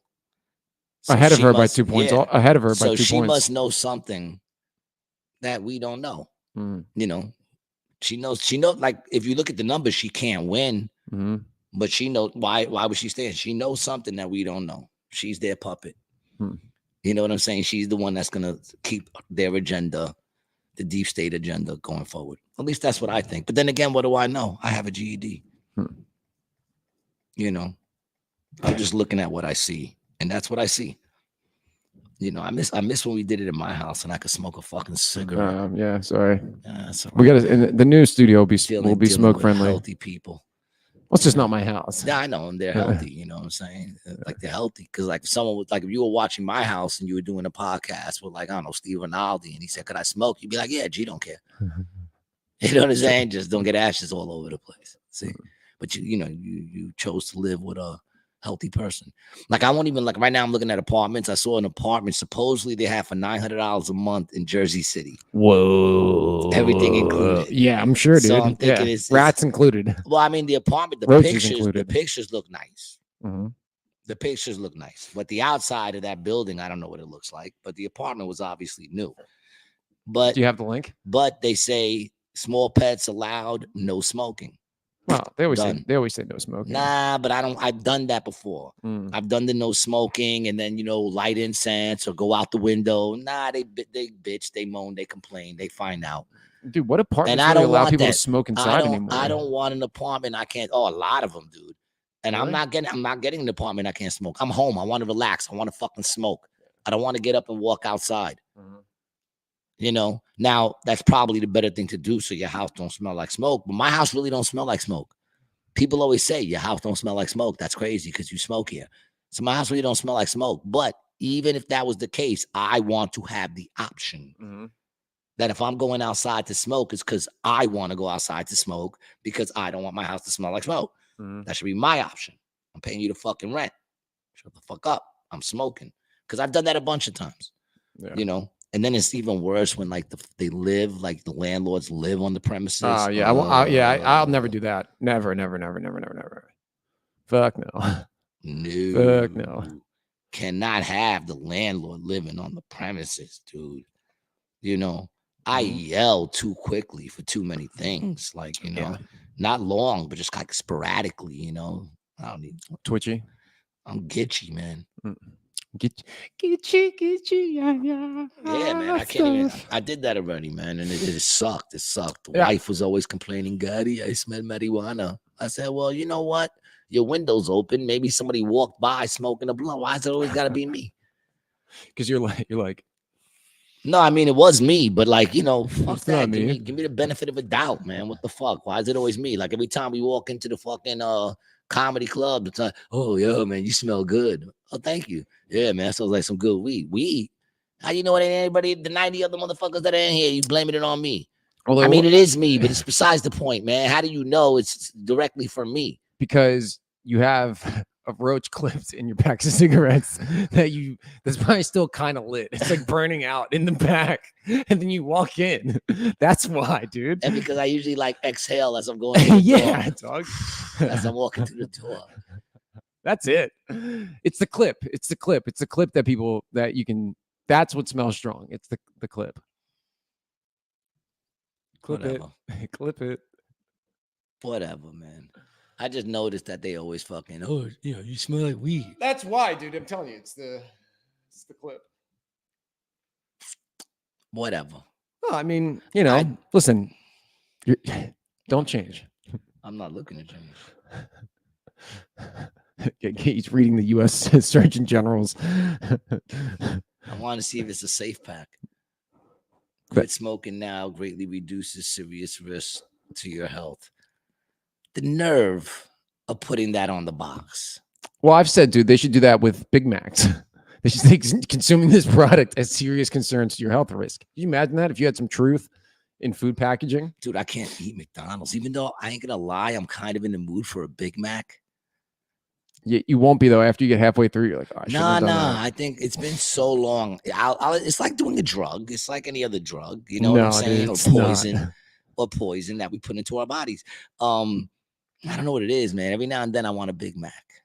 Like right now, just talking about it, I kind of want a Big Mac. I like going to breakfast. Oh, dude, I didn't even tell you this. I like going to breakfast with you there after the show. But the last episode, I told you that I listened to it when you're on JoJo and Scotty's on Thursday. Yeah. And I called my boy later, and he was like, "Yo, is your boy Gary do the radio?" He's like, "I think I heard him this morning at like 7:15." I'm like, "No, dog, that was him." He's like, "What the fuck?" He's like, "I can't believe he's like, I was like listening to it." And he's like, "I know this guy's voice." And he's like, "This is Gary?" And then he heard Rated G. And supposedly now that it became iHeartRadio, they're getting a much more broad. Oh, dude, yeah. They got the app and shit. Yeah, dude, you know? It sounded great. Yeah, even the studio looks really nice too. They got a little monitor on their screen, you know, with the news on and shit. Yeah, I don't know why they don't talk about the news, but regardless. Yeah, it's nice. It's nice. Yeah, big up to JoJo and Scotty, man. Big up to them brothers, man. 100.7 WZXL. You can catch me there every Monday, man, at 7:15 in the morning. It's a morning show. What do you want? People go, "Oh, what is it?" I go, "It's a morning show." What time? I go, my shit starts, I think, around 7:15. They're like, "That's so early." Hence the morning show.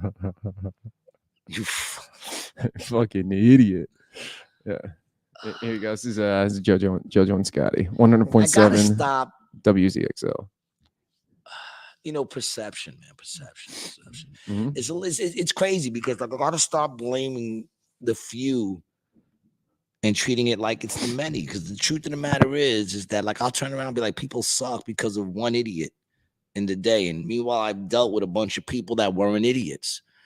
But the way the mindset is set up, that if you deal with if you're having a good day and then somebody does something dumb, you'd be like, that's why people suck. You know? But if you're having a bad day and one person does something good for you, you're like, there's still some good people in this world. You don't go, people are good. You go, there's still some. But yet, most of the time, even driving, most of the time you pass a bunch of cars before that one idiot cuts you off. And then after he cuts you off, you pass a bunch of cars where an idiot's not cussing you off. We talked about that when we were driving up. It's insane, though. It's the way the mind works, though. We look at like the negative shit all the time, man. It's half, that's the glass half empty mentality. You know, like people that they see somebody and the first thing they do is call out like something on them that looks fucked up. You know what I'm saying? Like, look at that motherfucker's ears. And I'm like, well, obviously, well, if it's obvious, that's a different story. But when it's like you go, the ears, and they go, yeah, look at them fucking earlobes. And you're like, oh shit, where that motherfucker? Like, you didn't notice it right off the bat. You have to talk to him for a couple of seconds to be like, what's up with this motherfucker's earlobes? You know what I'm saying? But there's people that the minute they see somebody, they're like, oh, look at that motherfucker's twitchy eye. It's the same person with the crumpled up dollar bills. Crumple up. Listen, if you're crumpling up your money in your pocket, man, you're a maniac. Yeah. You're a maniac, man. Money's supposed to be folded, not crushed into a ball. That's a maniac. That's somebody who has I could tell you what their house looks like. I could tell you if they have a car, what it looks like. They're one of those people that they go, don't come in on that side. You got to come around. I can't move the shit that's there. Yeah, I feel that way about this house now, dude. I feel like I got crumpled money. Laying around. Yeah. I'm a crumpled money person. Oh, no, you're going through something right now. I can look around. I'm like, this motherfucker, you all right? Yeah. You need to talk? You need to tell me anything, dog? Dude, it's just been one thing after another. Well, that's life. But right now, big things are happening. I know, dude. There's a lot things are happening. Of stuff. This year is already starting off to be crazy, people. But the only way you're gonna know is if you keep watching the podcast. The next few podcasts, God willing, dude, we'll hit 200 episodes soon. And that's a big milestone, man. It is a big milestone. You might have to go live. We might have to do another live show for our 200th episode. Yeah, let's do that, dude. We should try to plan that out. The problem is we won't know exactly when we won't know. Yeah, but I mean, we could book it. Like we could. Estimate. If we can get back onto a constant thing like we was before you moved out here and we became closer together, where it's easier to do. If we can go back to like a format like that, where we're doing twice a week, like we were, and people knew when we were showing up. Look at all our people that are on here today, man. I know. That we're doing it without them. I miss you guys, man. That's why you to know. Ciro, fucking Gato Gordo, Hamster, all y'all. Handles. No, also we also have Hamster. That dude. I cut shapes. Yeah, man. There's a couple of them, man. I forgot Hamster's like Jake XX Hamster something. I can't remember. I know we have a hamster there. And what's the other dude? XX Hamster's the porn site. Butters. Yeah. But it's a porn site. XX Hamster is the porn site. It is a porn site. Yeah, we're missing XX and X. We're missing Pornhub. Pornhub isn't here today. Yeah, man. Where is she? Nah, I'm just saying, man. That's your fault. They're gonna be upset with you. No, yeah, you're right. You're right. They're gonna be upset with you. See, here's the thing, though. I try to do stuff, producing. I produce stuff and I fiddle, but then I get yelled at for fiddling. What do you want me to do? Do you want me to produce the show? Or do you want me to fiddle? Pick one. You're the boss. I know. That's why I pay you the big bucks. I'm the boss. You are, dude. Yeah, you're the money guy.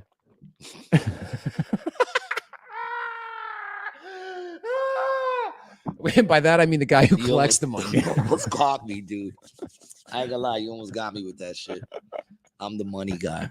You're the money collector guy. You're the guy who collects the money for us, which is just like being the money guy. You don't think so? You don't think you're the money guy in this? You're way more responsible than me, man. You want to hear something fucked up, man? Never mind. I'm not even gonna go there. Fucked up. I'll talk about it later. I'm not even gonna go there. That's a definite get us pulled down shit. It's a question I had in my head, but never mind. Let's just bring it back for a second. I don't want anything. There was something I did want to say, man. Shit. What was it? I don't remember. I'm kind of burnt right now, man. Yeah. I'm kind of burnt.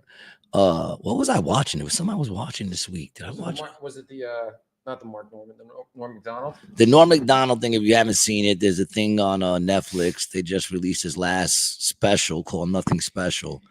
And I thought it was fucking amazing. I think the dude is brilliant. I was never really a big fan of his. That's actually the first stand-up thing I ever saw him do. But it's kind of not stand-up. There's no crowd. It's just him talking because he knew COVID. It was right before COVID hit. He knew shit was going to get locked down. He knew he had an operation coming up. So he wanted to get this material out. And it's just like the way we're sitting here. He's got a mic. And even less, dude. Yeah, even way less produced. None of this. He just has a mic. It's amazing. It's amazing. At one point when you watch it, because you didn't get to really sit there, you made the mistake of trying to watch it with your lady. It's not. Yeah, well, it was you told me about it, and then unless you're really into comedy, you might not enjoy it. There's no crowd. But like at one point, his dog barks during a punchline. That's great. Another point, someone calls him, and he's like, "Oh, like my mother did when we did the live show. Like really? We do here sometimes." He's like, "Oh, I gotta let you go. I'm recording a special," and he hangs up. It's really good. Now you weren't a fan of his? I didn't dislike him. I just didn't really, know too much about him. Really, I saw him here and there. His writing is amazing. No, he's a cheat. Now that and that's what's fucked up. Usually when a person dies and people see the reaction, that's what gets them to check this person out. And that's what happened to me. You know what I'm saying? After he died, and I checked out one thing of his, and then I watched this thing about how, like, when he would do Saturday Night Live, he kept going at OJ. Like, he kept going at OJ. Oh, really? Going at OJ. When OJ got off, he said, well, he goes, well, it's done. Murder is now legal in California. That's how he reported it. And then, like, he just kept going at OJ always, and it was hysterical. And then that got me into checking him out and seeing what the shit was about. But he's a genius. He's a fucking genius. His whole style, everything. Yep. Like just when you feel like this dude went off the topic, he brings it right back. The cut of the jib. What's going on, baby? Shalom, shalom. Yeah, man. Good to hear from you. Yeah, good to see you too. Man. Yep. Good to see you, man. Yep. Thanks for coming. I hope everybody's doing well. If I haven't said it already, I hope you're having a good New Year. I'm almost back to normal. You were just saying it the other day. Like I'm starting to get back into. It's not till the end of January. Then you get that Martin Luther King Day. That's what I said. After Martin Luther King, it's like you start to really get grounded. Really? What? Is that what it is? It's just the marker because is that the marker? Well, yeah, dude, it was Monday. I don't even know because people don't really celebrate that. They just notice it. Or is it next Monday? No, I think it was last Monday. Yeah. And now you get to breathe a little till Valentine's Day. You're a big Valentine's Day dude. We talked about this on the live show. Yeah, man. I like to get my wife the big heart-shaped box of chocolate caramels, and then I'll get her some roses, write a little something of a nice card, and then we stay in. That's what we do. We hang out. We either make some food or order some food, watch a movie, and just spend the day together. But I buy her flowers all the time anyway. Well, that's what I'm saying. Yeah. I mean, you should treat your lady good all the fucking time. I do. And we don't wait till February 14th when is that what it is? The 14th? It's the 14th. Yeah, February 14th when all the prices on everything go up. Yeah, but I get the chocolates at CVS. I get the card at CVS. So you're looking at like less than $30 there, plus some roses. I mean, $50 in, plus a dinner. It's worth it. She likes it. That's the only reason. If she wasn't into it, I wouldn't do anything for her. She did say she likes it. She likes the big red heart chocolate box. But on the 15th, that shit is only, that's 75% off on the 15th. Yeah. Well, I have a box of them in the closet that I've been saving up. Oh, that's horrible, dude. That chocolate's gonna be disgusting. Hold on, man. Themore 76. Oh, Timo, what's up, baby? Sounds like Brian needs to mix it up a bit. Yeah, he's got no with whatever. what? With the game? With the Valentine's game? Is that what you're saying? With the Valentine's Day gifts. That's what she wants. That's what she. Yeah, that's what she wants. Yeah, that's what she wants. She likes the all caramel box, the chocolates with the caramels in it. She doesn't want the mixed box. So I get her the Russell Stover, big heart, all red chocolate. Sometimes I'll get her like a little teddy bear or something. Cut of the Jib says my fiance tells me never to get her anything for it, but I know better than that. it tends to be a lot of books she has been eyeing and maybe some chocolate. Yeah, a book. A book's a good gift because that means you listened at some point to her saying, I want to read that book. And you remembered, you know. Yeah, I've never bought her. I've never bought her. I don't even look at it as a holiday. I don't have a speck of stress about it. I don't care. You know what I'm saying? Like, I'm not going to get caught up in that. Well, you know, I used to back in the day. Well, yeah. What, when you were married? When I was like married, yeah, I was like into that. You got to. Were you into it just because she wanted to be into it, or did you like it also? No, what man is really into that? You're really into Valentine's Day? No, I know, dude. I just said multiple times that if she didn't want to do it, I wouldn't do it. Yeah, no man is really. That's 100% for women because they've been suckered to help out these companies that otherwise throughout the year don't have a big day to make their money. You know what I'm saying? Roses go up, everything goes up. All the shit that people like, you know, they don't sell those heart-shaped chocolates any other time of the year, right? Do you buy that any other time of the year for them? Nope. Because even when you get chocolates, which I remember my pops used to come home with chocolates for my mom's on a random, but they would be the square box, you know, that you open the top off. It wasn't like in the shape of a heart. Oh yeah. Okay, so those are Christmas chocolates that he bought in between. No, just you could see those. You could get those any time of the year. Really, you know, they're not big. It's just like, you know, they're mixed chocolates. I never really liked. Seymour said, "Did you ever buy C's Candy, the C's Candy brand?" Yes, and it's good. What is that? It's just like I don't know. It's kind of like a fancier chocolate. I'm sure you've seen the box or something like that. I like Hershey. Oh. I'm not big on chocolates. I like Hershey. I like a good Mr. Good Bar. You know. Yeah. But I'm never really big. C's. You ever see this brand? Zoom in. Let me see that. You know what I do like? Those Stofers. Yeah, here you go. Is that what it is? C's. Oh, those look good. Almond clusters. Yeah, they are. They are. But this one looks pretty good, dude. But look at, you see the price? $175 for 12 for what? 12 boxes? Oh, each carton. Oh, so it's for a carton. So it's 12 boxes. It's 12 of these boxes. So what's that? 21 pieces. What's that breakdown to? Let me see. $175 for chocolates. Shit. That's crazy. $15 a box. Oh, that's not so bad, I guess. Especially nowadays with the way prices are. It's like $1 per piece of chocolate though. Like a little less than $1. Because there's 252 pieces. That's about right. What's the one the ones that are like a circle with the little 69 cents a piece. What are those? Stofers? Or is that what that is? Yeah, Stofers, I think. The one with the little, what is that? Stovers? Has like a hazelnut in the middle of it. Stovers? Yeah, I think that's what it is. Nah, I forgot what it's called. But it has like the hazelnut in the middle. It's round and the gold wrapping. Oh yeah, Russell Stover. Yeah. Now those are crack. Which ones? These ones? No, that's not it. No. That one right there. The one just went up. Those ones right there. Yeah. Ferrero Rocher. Now those crack. You know. You know. Yeah. If anybody wants to buy me those for Valentine's Day, man, those are crack.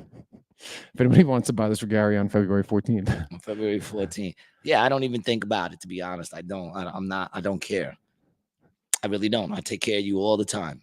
You know, it's funny too when that song came out. What's his name song? John Legend, when he's like, I should have bought you flowers, should have held your hand.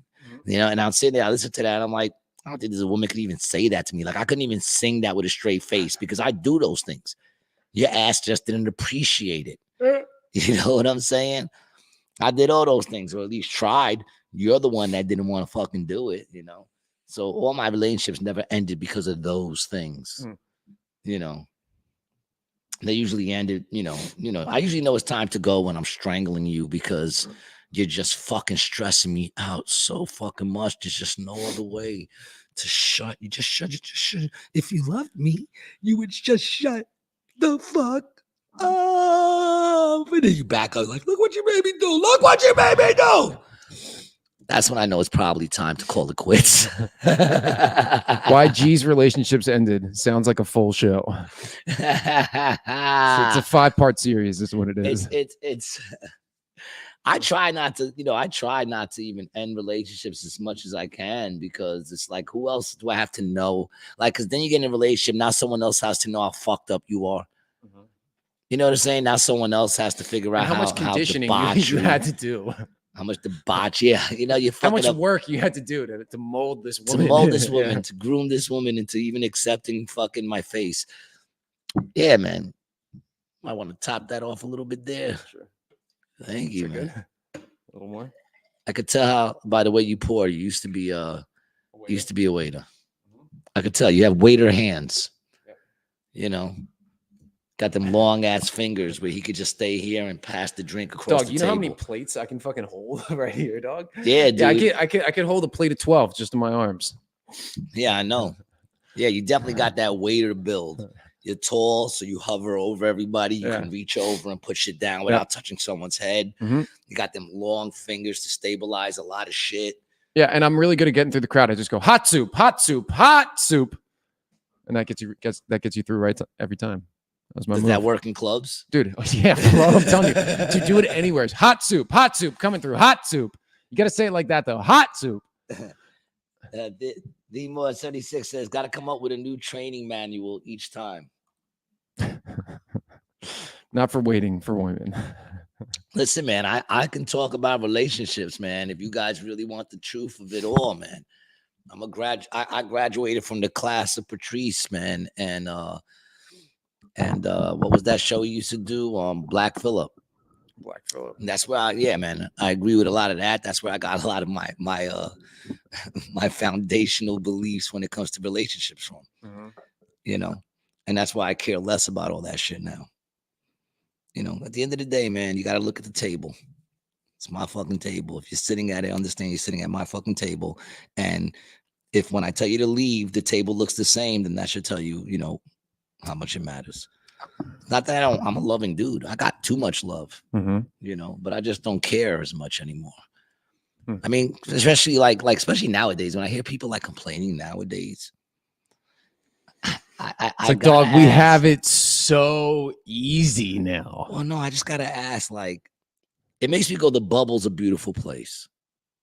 What do you mean? The bubble is a beautiful place. Those people out there who live in their own bubble and don't realize all the things that are going on right now. How forget about, we're going to talk prophecies and shit like that are being fulfilled. Just how, when you look around, everything is deteriorating. Schools deteriorating. Airplanes got doors flying off of them because they're more interested. Well, no, they're also more interested in having people of mixed races in there than people who actually know how to fix planes and fly planes. That's really what the problem, the equity shit. You're talking how the government's falling apart, how the media can't be trusted, how you can't watch a fucking movie without some sort of brainwash. Everything is going on right now that says the brink. It all is pushing towards some sort of, everything is pushing to some sort of crescendo, the climax, some sort of climax, and like every other climax, it's going to be quick and probably not worth it. This is going to be real messy. Yeah. There's a lot of cleaning up involved, but yeah. And maybe depending on what time of the month, a little blood. Well, there's going to be a lot of blood. That's the thing. There's going to be a climax in some sort of a way. All that's going on. And people still get stressed and argue and want me to care about the most mundane things of life. Yeah. You understand what I'm saying? It could be anything. And I get stressed over people and interactions, but I'll hear people really stressed over shit that really, that's what you do know, World War III is going on as we speak. We're just not involved yet, but we're all moving to get involved. And that's what we're talking about. That's what you care about. Mm-hmm. It's by design, dude. It's by design. Themore 76, the powers that be are great at edging, keeping it right there all the time. Yeah. Oh, yeah, dog. They really are good at that shit, man. Mm-hmm. Tantric. Tantric sex. It's fucking insane if you ask me, man. And then people are just so oblivious to it. Yeah. And I'm always happy when somebody finally opens their eyes to the shit going on around them. But I hate when people open their eyes and then they start telling me shit like I like it's the first time I ever heard it. And I'm like, motherfucker, I'm 20 years deep in this game, dog. I've been down so many fucking wormholes, man. It's insane. I had somebody that we both know ask me less than 6 months ago if I thought that the government had something to do with the coronavirus pandemic. Who, my mother? No, it wasn't your mother. Because she's one of those people. She's like, Gary, do you know September 11th was probably an inside job?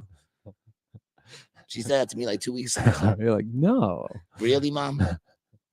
Really? Well, that's the interesting thing too, man. And when we were doing the conspiracy theory interviews, seeing that there's a lot more people, like they want to make us think that there's more, people trying to be trans, but there's way more people who think like kind of like us. Dude, the truth of the matter is all that shit is not real. If you could look around, like even in the movies, everybody's always so mixed. Who are these people that have a full mix of people? You know what I'm saying? If you go by what the media is saying, man, women love sports. Women love Monday they love football. They sit there with their man dressed in the shit and they're even more into it than the dudes are. If you believe what they're selling you, we're all living on this block. On every other house, there's a mixed couple and there's somebody trans. In every other house. Not in this neighborhood. And I guarantee you go through this whole fucking neighborhood, you'll probably find one gay, maybe. There's a I think an Indian woman and a black guy down the block here on the end of the cul-de-sac. Yeah. And they're probably both Indian. You just probably think there's only so dark you can be to actually be one. You're like, no, he's too dark. He ain't Indian. He's black. I understand the way you think, but I'm just saying it's not real. The same thing when people said, Gary, how can you not believe the coronavirus? Well, let me see. They're telling me that I think at one point in New York, they were saying that 30,000 people were dying every day in New York or something like that. Some crazy thing like that every day. And I was like, really? Because I'm not seeing that. And when I say I'm not seeing that, I mean, nowhere am I seeing that. I don't know anyone who it's happening to, although a lot of people were like, oh, I got a friend who got a friend or somebody at work or this or that. But no one really had somebody that can say, oh, they died of this shit. I had a couple of people like you who caught it.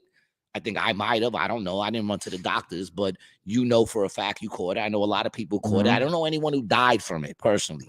So when you come at me with this crazy number, I'm sitting here going, I don't see it. And that don't mean I have to know the person. But with numbers that high, shouldn't I be walking out of my house like I did today and saw that my man fell down the fucking steps and was getting taken out on a stretcher? Yeah. Shouldn't I be seeing that at least like up the block? I look up the block and you see one ambulance and another ambulance and another pulling out, body bags. Dude, remember they had that? They put a ship in the fucking harbor that was supposed to be a hospital ship that they didn't put one single patient on. You know how much money that ship cost? Well, propaganda costs money. Oh, correct. Yeah. Correct. Yeah, and you got to spend money to take money. And that's the thing. Why was 9/11 televised? Same thing. The optics of it, same thing. Why was JFK assassinated publicly? That's what I'm saying. That's what they're gonna do. Yeah, Themore 76 says morgue so full they're stacking bodies on the street. Yeah, but that's what I'm saying. I didn't see any of that. You know what I'm saying? I just didn't see it with my own eyes as I walked around and moved around. I didn't see that. And that's how it is in real life, people. Don't believe the shit just because you're seeing it on TV and they're saying this is what everyone thinks. No, that's not what everyone thinks. Only the idiots who are easily brainwashed, which in a sense we all are. I mean, to manipulate the mind is so simple. I watched this thing. I forgot what it was on Instagram or something. Some dark magic stuff? No. It was a dude talking about how the brain is easily manipulated. And he had a blue circle and a red circle. When I first looked at it, I said, you want to play it? That's a pretty cool clip. And then he says, yeah, play the clip, because then he just goes into say, one of them is bigger. Yeah, here you go. Oh, look at that. You got the clip. Talk about timing. I guess I was meant to bring Despite what you might be. Here you go. Yeah, here you go. thinking. These two circles are not equal. Oh, that wasn't the way. No, that's it. Oh, was it? 100%. That's it. I repeat, these two circles are not equal. One is in fact larger than the other. What I need you to do is determine which one that is. So please raise your hand if you believe the blue circle is larger than the red. All right. Please raise your hand if you believe the red circle is larger than the blue. All right, very good. Now, before I said anything about these two circles, what was your first instinct? Equal, right? Because they look equal. And the reason why they look equal is because, in fact, they are equal. These two circles are identical. Now, Yet I got just about every one of you to raise your hand and say that they're not. But what's crazy is I knew they were equal because when I first looked at it, I said they were equal, right? Yep. And then when he said that they're not equal, I already picked up on the fact that this dude is playing some sort of game here of manipulation, right? But I'm not going to lie. When he said it, the blue one started looking bigger to me. The minute he said it, the blue one started looking bigger. And I went, that blue one's not bigger. They were both the same size a second ago. So I said they're both the same size. But it's obvious because, like I said, once he said it, I'm looking at it and the blue one looks slightly bigger for a second. It's only because I was able to know that this dude's doing some sort of mind shit that I said they're both the same. And do people have a huge fear of being wrong? They do. And a big fear of not being accepted. That's instinctual. It's like stuff like this is a situation where like, all right, well, maybe I'm wrong. And then you're like, all right, well, everyone else is raising their hand for red. All right, maybe I'll raise my hand for blue. You know, it's that quick. It's that quick, you know? See, I thank the people for all the rejection they gave me early in my life. I'm sorry, what? I thank the people that gave me nothing but rejection earlier in my life, who made me feel unwanted, who made me feel unaccepted. No, I'm grateful for that because I can honestly say right now, I don't give a fuck. I don't give a fuck. What's the first thing I tell the crowd when I'm eating a dick? I'm not one of those comedians that need your fucking validation. I don't care if you like me or not. I just don't fucking give a fuck. It took a long time to get to that point. But yeah, like that, you know, like I don't try to fucking be accepted in any way. If anything, I hate the fact that everybody wants everything to be accepted, man. You know, that, like, you ever heard of a fucking rebel? You stupid ass. Who the hell wants everything to be accepted? The minute it's accepted, it's no longer fun. Yeah, dude. What's weird is, you know, I'm the outlier because I don't have any tattoos and I got married. You know, nobody does that shit my age.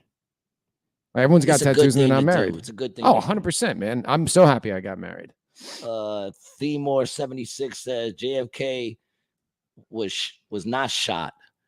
The Zapruder films, the only video or photo that exists, came out 13 years after the event.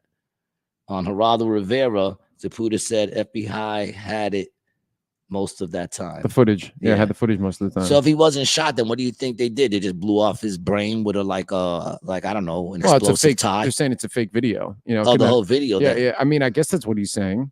You know, but JFK was not shot. There's a Zapruder film, the only video photo. But I mean, wasn't there people there when it happened, or was that a black like a false flag thing? False flag thing. Yeah, I don't know. Huh.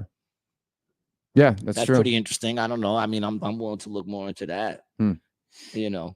But yeah, dude. But I mean, I was saying to somebody the other day, the three biggest events in American history, you have COVID, 9/11, and JFK. Those are three things we'll never find out the real answers to, and three things that really did change the country. What were they again? COVID, 9/11, JFK. Oh yeah. Those were huge. Huge. Yeah. Like, dude, the world fundamentally changed. It's crazy that we were around for two of those. I know, dude. And they were 19 years apart. Yeah. All three of them 19 years apart? No. JFK was 1963 and then to 2001. It's like, you know. Yeah, I wasn't 63. I wasn't around for JFK. That happened before me. But it's crazy how, like, I was around for the September 11th big switch and control switch. And then that was the surveillance switch. That's what that was. No. Now that you're on it, 9/11 was surveillance. COVID was control. So they wanted to surveil us first. Yeah. And then they wanted to control us. Yeah. And now the next thing that is going to happen is going to be an electrical failure. That's what it's going to be. You think? I think that's what it's going to be. They're all building bunkers. Well, and even Rick Ross built a bunker. He said, "Yo, Elon Musk building a bunker. I'm building a bunker." Yeah. Well, dude, Rick Ross is he's He's Jesuit. He's sucked a bunch of fucking cocks, dude. Yeah, he's definitely in there. He's in there. He would know. I mean, they probably wouldn't tell him, but he's close enough to the inner circle that he would get, build a bunker. well, he would see, he might knows that wanna other invest people in are that in, bunker. or in this, other people His are boys in, are doing it. right. Jay-Z got a bunker. I'm building a bunker. Yeah.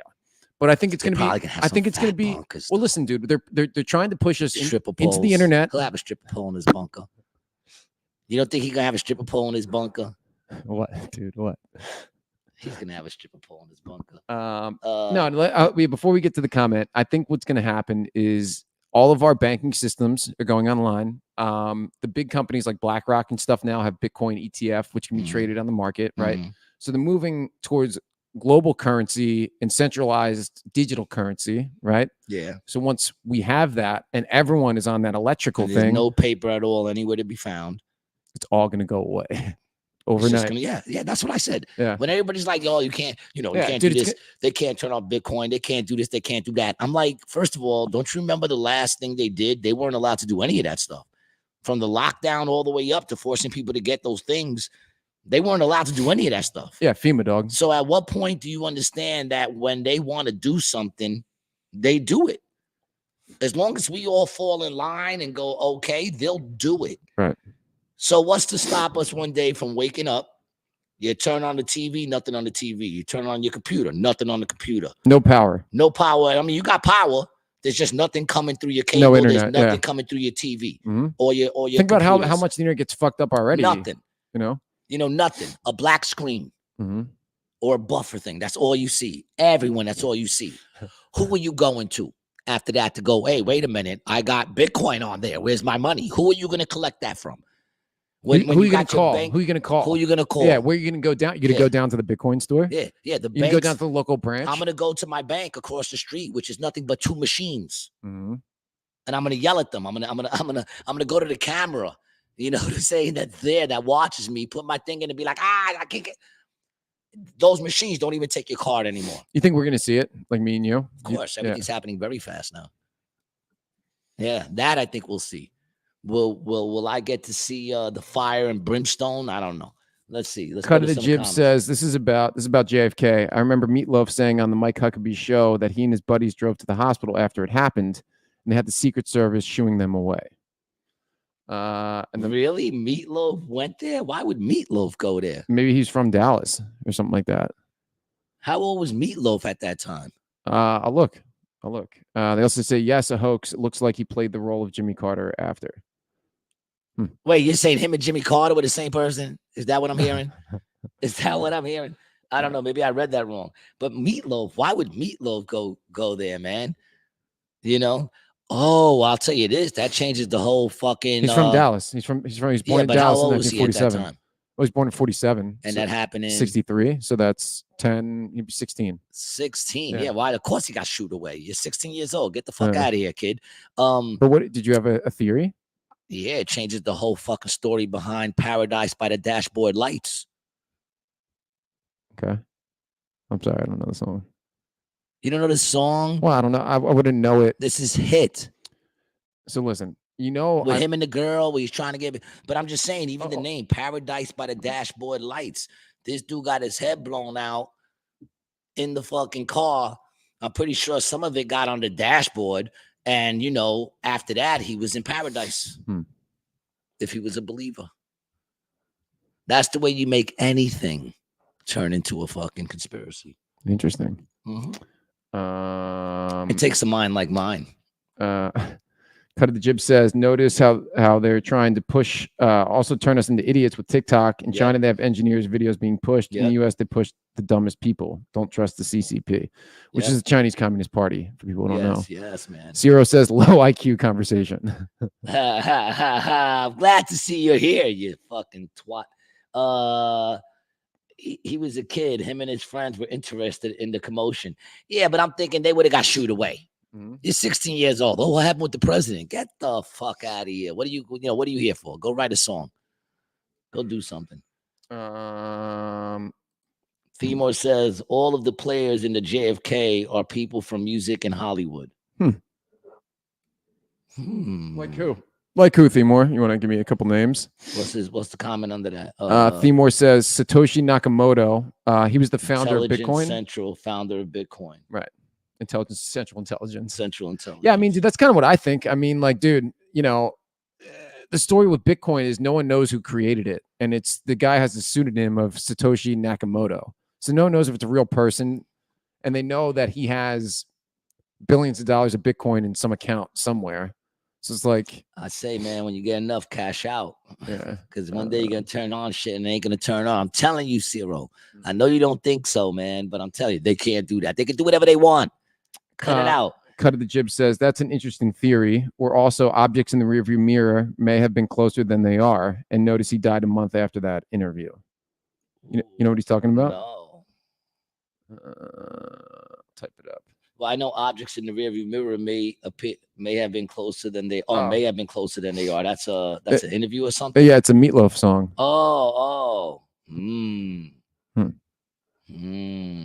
And then his name translates to that. Meatloaf? So his name translates to, that's what his name translates to. What, in Japanese or something like that? Intelligence. Yeah, let me look that up. Intelligence Central. Interesting. Every now and then we get some interesting stuff. You know, every now and then. Oh, the cut of the jib is from the Bat Out of Hell. Well, it has to be. He only did 2 albums, if I'm correct, right? Mm-hmm. He did Bat Out of Hell and Bat Out of Hell 2. And that's it. You know, Bat Out of Hell sold so many fucking albums.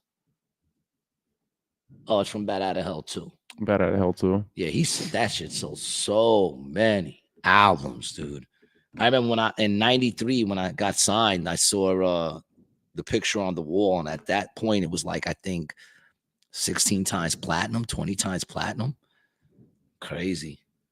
Do things go platinum anymore? I don't know. The cut of the jib says he had a bunch of albums and there was a Bat Out of Hell 3 that wasn't that good, sadly. Oh, did he have a bunch of albums?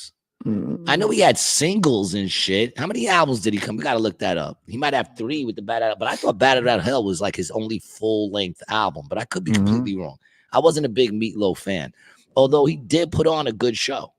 There you go. It's Bat Out of Hell 2, Welcome to the Neighborhood, Bat Out of Hell 3, The Monster, Bad Attitude, Dead Ringer. Well, some of these I think are after no, I guess not. He was still alive. Braver Than We Are, Hang Cool, Teddy Bear.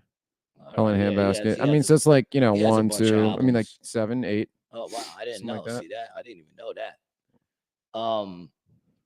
But shit, he puts on a good show. But you want to know what's creepy is when he does shows now.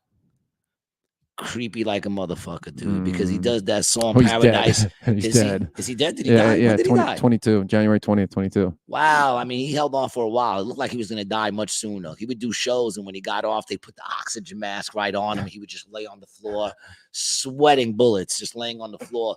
But it was creepy in some of his last performances because he would put on like younger looking hair, so his hair would be black and slick. That's gross. And he sang with another chick, and the chick would always be this young chick, like a cheerleader, because the whole song's about trying to bang a cheerleader in the car. Right. And like they would be talking to each other like, and you could see this old man, this not healthy old man kicking it to this young chick. I mean, old balls. Oh man, got old balls. Old balls. Gross. Fucking gross, man. Ugh. I just saw this thing too. The chick who was married to I forgot what it was, but now she's complaining. The chick that was married to the dude from the Playboy Mansion. What's his name? Hefner. Oh yeah, I feel like I just saw something about that too. Yeah, Crystal Hefner, right? Yeah, like she said she was brainwashed. Yeah, here you go. This is from this is from TMZ. A widow says she was brainwashed. Dude, now I bet Hugh Hefner had the training manual to end all training manuals, dog. Yeah, it was probably all in a sip. It was all in a glass. He was boys with Cosby. She married him in 2017. She just put out a book, and the title says "Only Say Good Things: Surviving Playboy and Finding Myself." She has regret and disgust and she suggests that She she can't close her eyes without seeing those old balls, man. She sits there and just sees them dangle right in front of her. She just keeps snapping out of it. Ugh. Ugh. So while Crystal did do that in the immediate aftermath of his passing, she's now singing a different tune, looking back at the relationship with regret and disgust. The New York Times put this out, and as for why she's flip-flopping, Crystal suggests that she was under a spell. No, she says at the time I must have been brainwashed or something. I must have been brainwashed or something. Talk about a person not taking responsibility for the stupid ass fucking decisions that they make, which we know why you made that decision. We know why you made that decision, because he was fucking filthy rich. That's why you made that decision. And you're like, I must have been brainwashed or something. Yeah, brainwashed by the money, bunny. You're fucking bugging out. The fact that you were married to an 80 something. I mean, listen, man, I could still probably, if I wanted to, pull some youngins, but when I'm in my 80s, I'm pretty sure no one's fucking with me. Well, I mean, I know that if I got a hot, young bitch in my 80s, she with me for the money. You know, she's not with me because I'm a strapping old man. Dude, and no, I'm already tired. And no problem. It's a transactional relation. There's no issue with that. Yeah. She's around to help you cook, clean, you know, she found it disgusting. Wipe your ass. I'm telling you what's happening. She can't close her eyes now without remembering those old saggy balls and that saggy ass. And he probably had like a lot of orange spots on his chest and shit. It was all just like dry leper spots. It was like fucking. So she says with like a leather beanbag with a hole in it that lost some of the fucking. The shit that you put in the She says at the time I must have been brainwashed or something, including claims about how he was strict about her appearance and weight, not to mention making sure she kept a curfew he'd set for her. Like, come on. That's Obviously. your job. That is your job. What do you think he needs? He doesn't need a housewife. Your job is to look sexy for him, stay looking sexy for him. And it's not like that hard. How many years? Is he still alive? He's dead now, right? Yeah, he passed. Yeah, right? How many more years did he have? How long was she with him? From like 2017 until he died, I think. We're in 2024, so it wasn't that soon after. Oh no, he died in 2017. Oh, all right. Yeah. And when did they get married?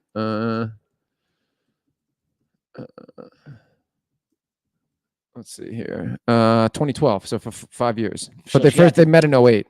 Listen, man, anybody else get a job that you get a full pension after 5 years? And a big one, dude. Yeah, get the fuck out of here, man. I don't feel bad for you. I must have been. No, you wasn't. You were blinded by the cash. Mm-hmm. That's what you were. You were sitting there thinking what most chicks in that position think is I fucked uglier dudes for nothing. Yeah, he's an old creepy old, leathery fucking just fucking folds. See, that's the big difference between men and women, right? I wouldn't complain. Honestly, if I was embarrassed by somebody I had sex with, I would never talk about it, not put a book out about it. Yeah, I know. She's putting a book out about it. That's how disgusted she feels about it. Yeah. No one's even no one was even talking about you. No one was like, how was it fucking those old balls? She's like, oh my God, they stared. Nobody was even asking that question. I know it wasn't even a thought in my mind. I didn't even know who the fuck she was. You know who she was? You know who she was? Oh, yo, you know that dude, what's his name again? Hugh Hefner? That dude, Hugh Hefner, man. Yo, dude, he kept young bitches with him to the day he died, man. I mean, right before he died, he was married to some young bitch. That's the extent of who you are to me. I wouldn't know who you were if you didn't come out with the book. You didn't even know his name. I didn't even know his name. That goes to show you how much. I mean, I would have figured out his name if I thought hard about it. Would have popped in my head. Yeah. But like her, no one knew who you were. You could have just took your pension and rode off into the sunset. No one would have known who the hell you are. But no, you got to put out a book, and then the book is like, oh, I feel disgusting. You should, because you're writing about this shit. You are disgusting. You're right. Trudging up all this shit from the past, woman. Yeah, man. Here's the question. Did you have to wipe his ass when he took shits toward the end? Mm. And were you woman enough to do it? Did you really earn that money? Or did you have one of the maids do it? I don't even think she wiped his ass. I bet he had a fucking doctor who did that shit for him. You're right. She's complaining. Melissa Torres says she wants more money. Yeah, that's the thing. She wants more money, and he can't give it to her. Mm-hmm. Billions of dollars worth of brainwashing. Hunter Biden's hookers need to wait till he's in his 80s. Own Please in the house. What up? Own Please. Hell, the Sports Yo, Illustrated. hold on. He said, he said, laughing my ass off. Playboy was the shit in the 80s and 90s. Salute to the grotto. I was more of a hustler's man, to be honest, man. Hustler was better, man. It was a little more filthy, you know. Playboy was too fancy. Cut of the Jib says, hell, the Sports Illustrated swimsuit edition was too. 90% of those swimsuits were see-through. That used to be the shit back in the day, man. Yeah, now it's just everything's so debaucherous, man. Please says his bottom bitch wiped his ass. I don't think so. I think that bitch made the doctor do it, the nurse. Yeah, I mean, if you got that much money, I mean, come on. But I'm saying, so what did you do? You know, you had to fucking, I mean, really, in reality, he didn't do any of the work. I'm pretty sure she had to do most of the work. She had to get on top most of the time. You know, it's not, listen, it lasted 5 years because if you would have been better in bed, you would have killed him sooner. That's fucked up. I'm terrible. Look, I'm terrible. I don't give a shit. Yeah, this is, and Themor, thanks for bringing this back up, says to search the founder of Bitcoin's name, you cannot use the translator. You have to ask meaning of Nakamoto, meaning of Satoshi. Hey, let's try that real quick. Let me go over here. We'll do a little live Googling, I guess. Go ahead. Was doing their research on Valentine's Day. Yeah, well, you're meaning of Nakamoto. One who lives in the middle. Okay. And Satoshi, clever, meaning of Satoshi. Satoshi. Yeah, so it's gonna be hard to fucking find this shit. You know, because it's just gonna be Bitcoin bullshit. If you can find something, cut it or Themor, send that shit to me.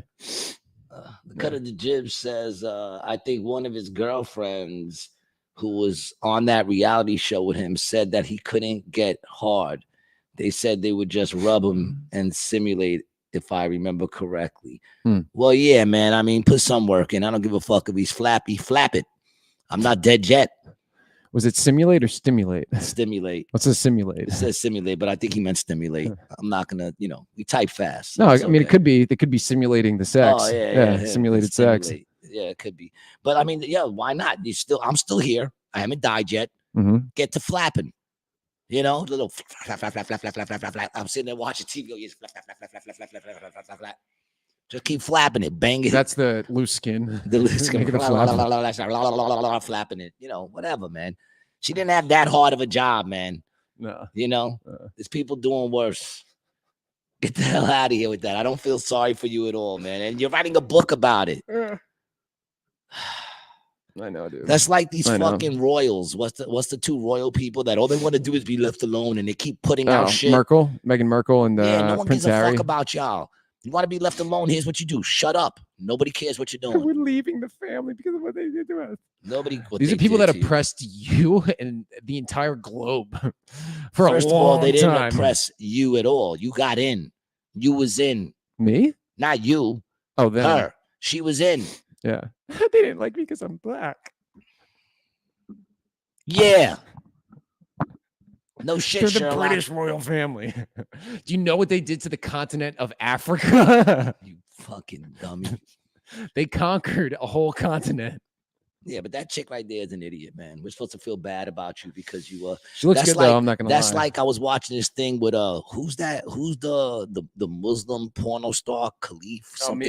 Mia Khalifa with the Japanese chick.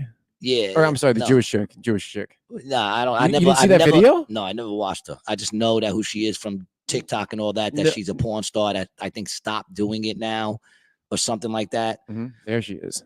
Yeah, I know what she looks like. But she was doing a podcast or something, and she was saying how she was talking to somebody about business that had nothing to do with porn. You know what I'm saying? And that while she was talking, a dude and his chick comes up to her and he goes, "Oh my God, you're Mia Khalifa, right? That's her name, Mia Khalifa. Mia Khalifa. Could I get a picture?" And she goes, and I'm not gonna lie, I was a little rude. Right. And she goes, "No, I'm in the middle of you. I was just in the middle of talking to someone. No." Right. And then his girlfriend grabbed his arm and said, "Come on, baby. I told you it wasn't her. She doesn't have enough cum on her face." And then she said she was so embarrassed. Embarrassed? I mean, it's a rude thing to say. It's a dick thing to say. It is. Everybody in that situation was dicks Right. because, you know, coming up to somebody in the middle of a conversation asking for a picture is a dick. But that is a fan. You know, me personally, I don't know if I would have been a dick about it, you know, but I guess it's, you know, it depends on how many times it happens. I guess you can get aggravated about that. But at the same time, what did you expect? That's what you're known for. Yep. And I was so embarrassed in front of this person. You don't think that person knew what you did? Do you think it's a secret? I mean, you go on TikTok and everything else and you expose all this shit. There's nothing in secret. Right. So it's like, you know, what did you expect? People don't believe in consequences, man. My new my new term that I like, I forgot who said it. It was that dude who spoke in front of Congress about the fentanyl shit. I forgot his name. Like, Jelly Roll. Jelly Roll. He said that his mother used to tell him whatever doesn't come out in the wash will come out in the rinse. That's my new motto right there. What doesn't come out in the wash will come out in the rinse. So in other words, she was able to do all this porn and live fat off of it and never really felt any repercussions. So now she's like kind of out of it, trying to go straight. And now she's feeling the repercussions of what you did before. Right. The shame that should come out with if you do sex work. I'm sorry. King Handel says, don't expect any respect when you do porn. Exactly. With that being said, Mia is good in my book. Oh yeah, listen, I don't judge her. I don't give a fuck. I would have never said that to her. I wouldn't even know who she was. So she's in the news now, dude, because she was at an airport, and this is what happened. Let me cue this up for you. So she has a tweet that says, "The Zionists are losing the plot. She followed me through the lobby, calling me slurs, and didn't stop the entire time. She's waiting for her Uber pool at the antique jewelry fair. She's a vendor, something she made abundantly clear. So I guess this is what her business stands for." So you proud of your mom? Israel High. I'm Israel High. You see that? You waiting for the bus? Because I'm waiting for my valet. She got real quiet now. I'm Israel High. Get away from me. Your breath smells I'm awful. Israel Oh my High. God. You smell like knockoff falafel. knock off falafel. Hi, I'm Israel High. What the hell does that mean? The high is that that's the symbol that kind of looks like it looks like a pi symbol, like a mathematical symbol. That's the name of that. I mean, in reality, she was basically a moron. Like, coming up behind her and antagonizing. I don't know. Well, I got to see if there's the full question video. is, why does she know who she is? Well, dude, everyone was saying. Here, hold on. Let me. What are some of the comments in that? Yeah, comments are always the best. I'm gonna go to YouTube to play it again. The reason that this lady knows who it is because of her son. Because of her son. Her son said, "Oh, that's Mia Khalifa." Israel High. Yeah, the son. Former American Lebanese adult film. No, it's all right. We're not gonna listen. No, we're not going to listen to that. Yeah, but that was a video. Yeah, I mean, listen, we wouldn't know who you are if you wasn't posting all your shit up there, man. Yeah. So listen, that's what happens. Don't walk around and that's the problem is that the left is trying to make all these things as things to aspire for, to reach for. What do you want to be when you grow up? I want to be a stripper. Well, look at you. You could be anything you want to be. With those hips, if you grow out right, you can be a great stripper. Let's get you on the monkey bars and get you started in training. No, nobody wants their daughter to be a stripper. Now, if that's what you are, then listen, that's what you are. I'm not going to judge you for that. I don't judge you for that. But right. Yeah, it's not something to be proud of. It's something that people do, at least in my day, is because, it was like hustling. It's the last resort. So I hustle drugs. It's nothing to be proud of. You know what I'm saying? That's not something to sit there and turn into something that's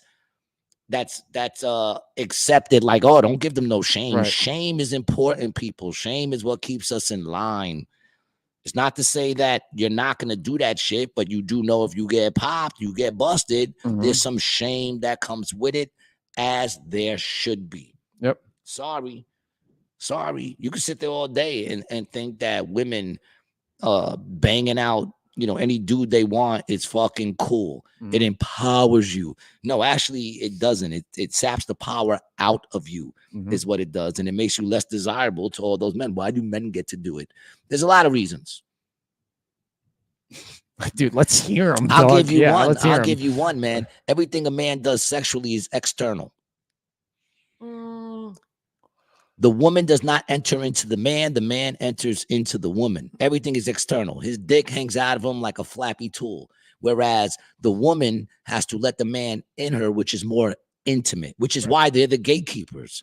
And they've always been the gatekeepers. If you're having babies with dumbass men, you're the gatekeeper of who gets to go into your fucking vagina. Right. You control that.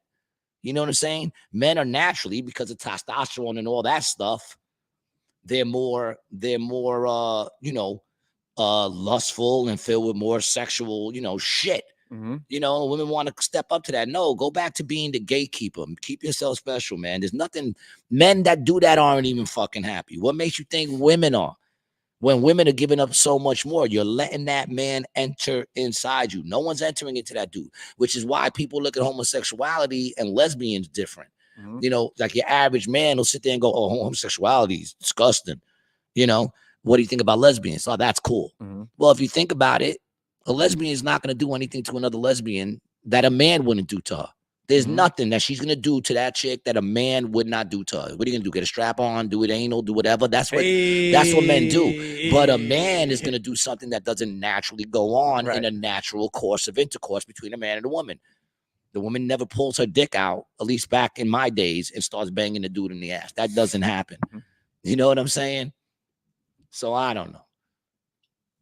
I don't know what got us there, or what brought us there, or what made us start talking about biblical beef. Let's go to King Handel says biblical beef, and that's in reference to the Israeli and Mia Khalifa. And Timur says Israel to struggle, jihad to struggle. And then Timur was trying to send me some shit, so I had to send them my email. Right. So, yep, that was that. Yep. That was that. Yep. But you understand what I'm saying? Like, in other words, don't look. Men are horrible. You know that. Like all our life, I was growing up. Like, men are this, man. But now you're becoming them, and somehow you think that that's good. It's not. It's not. You're gonna grow up lonely and old, and you're gonna have nothing more but feminism to thank for that. It's just the truth, dude. Yeah, man. I mean, there's nothing wrong with playing a role. There's not. And there's been all this propaganda that honestly have made it bad either way. It's not only that they're trying to get women into working, they're also trying to get men away from doing the stuff that we used to do. Yeah. Oh, look, perfect example. Look at the military.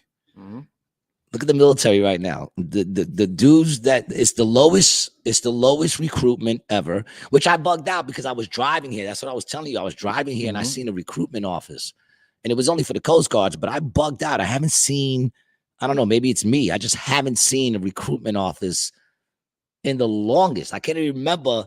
I think the last one I saw was when I tried to join the fucking military. Right. When I was 18. Right. And I'm sure they lasted after that. They might even still be out there. I just don't see recruitment. You know what I'm saying? I don't see them. It's weird. But the recruiting is low right now. Yeah, it says that it's like here. No, it's expenditures. Yeah, let me see if I can find the chart. King Hannah said Themor's about to send that 70 gigabyte Mia K package. Yeah, let me get that, dude. We'll pass that shit around. Post it up to the site. I have no interest. I have no interest. I could tell. I have no interest. Fuck up. But what were we just? We were talking about the military. Yeah, dude. And then you look at who's running it. You look at these people that they got running it, and how they're more concerned about equity. They're concerned about equity in the military. I want killers, dog. I want stone cold killers. Stone cold killers. I want motherfuckers who want to do it as a living. They want to kill people for a living. I want guys from Iowa who just want to pop somebody, dude. Pop some people's heads right the fuck off their bodies. Yeah. Yes. I don't care about equity. And we're against war. I don't care about equity, man. And you got I know a couple of people who are now going in. I feel no safer knowing that they're out there. In fact, I'm just worried that they're gonna die. Well, I don't feel like I'm protected knowing that them or people like them are out there on the front lines. I don't feel protected. I don't. You think it's a possibility with low recruitment numbers that if we do kick this shit up over there in Yemen, there'll be a draft. There'll be a draft, man. They definitely will. What do you think's gonna happen, people? All those people that are like, we got to get involved in all of this. We got to get involved in all of this. I hope you care as much as you say you do. Because once we're in it, there will be a fucking draft. Fucking Ukraine is drafting 40-year-olds now, dude, in their 40s because they're running out of people of fighting age. They're losing. Don't for a second think. Don't think for a second that they're winning. They are getting 40-year-olds now, man. Get the hell out of here. I'm in my 40s. You make me go to fight? Get the fuck out of here. I'm not doing it. You know, my attitude even back then when I was 18 was, yeah, I guess I'll go to jail because I ain't going to fight no other dude's war, man. It's different if someone's trying to invade us. Yeah, then I'm gonna go get heat and I'm gonna fight with y'all to defend our country. But if we going into their country, we the aggressors. We're not defending anything. Defending democracy. What is that? Please explain that to me, because when everybody's so quick to fucking say we must defend democracy, what is it? Is that what I see the left totally going against left and right and just destroying everything that has to do with democracy? Doesn't having the right to vote for the person you want to have something to do with democracy? I don't feel, whose democracy are we protecting? Fuck their democracy. I don't give a fuck about their shit. I care about America. That's what I care about. Kill me because I'm an American that cares about America. You know what I'm saying? Dude, sending money to other places. Nobody sends us money. That's the propaganda, dude, is what that is. It's that propaganda machine of save democracy. And this is the thing that people always say is like, we're America. We're the good guys. We need to stick up. We need to police the world. If there are atrocities, listen, hold on, let me finish. If there are atrocities happening, we need to be the ones that step in. But what happens, dude, is we only step in, we create the reason to go in, and then we go in and we fuck everything up. Yeah, listen, I'm not going into any place. I'm sorry to defend democracy. Go fuck yourself. Timor says, wait, G, you see dead people? I say they are the Wag the Dog. Ever seen the movie? Yes, I did. And yes, it could be Wag the Dog. Best flicks. The Ukraine could very well be a fucking gray movie. It could be just we're only seeing the highlights and the clips, and you go out there and you visit out there, and nothing's going on. I don't know. When someone first asked me about that, and this is when I first found out, like back in, they said, "What do you feel about the Ukraine war?" I said, first you have to prove to me there is a Ukraine. I've never been there. This is the first time I'm hearing of it. You know what I'm saying? Like, I don't give a fuck. That has nothing to do with us. It's funny. I always say it's really funny how many Ukrainians I've met since then. Yeah, I'm like, oh, dog, you're Russian, son. Yeah, you ain't Ukrainian. Every single fucking Russian. Yeah. Traveling runner. Men ain't scissoring with no women.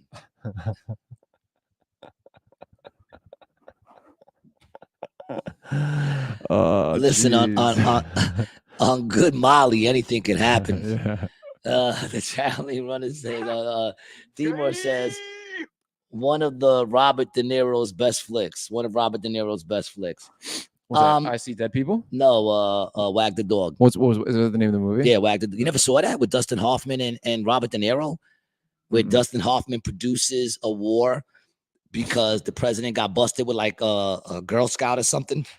And it was during the election year, bro. So they had to like. What is that about? They had to like get rid of that scandal, dude. Who was that about? They had to was get it Clinton rid of and Operation Iraqi Desert Storm. They had to get rid of the scandal. So to get rid of the scandal, they went to war. And you see them trying to pick the country they're gonna go to war with, and then they go to war, and then I forgot what part of the government comes in and says they come up to them, and I think like CIA, whatever, they come up to them and they go, we were doing some research on this war that you're having, and there's no war.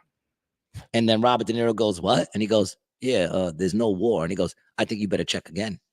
Because if there's no war, then they don't need you, and they don't need me, and they don't need this military that we get all this money. I think you better check again. So then the next day on the news, they don't blow them up that there's no war. They put an end to the war. They said a ceasefire has been made. And he's like, this motherfucker ended my war. He ended my fucking war. So they're so mad. Then they go, well, how can we keep it going? And they say we need a war hero.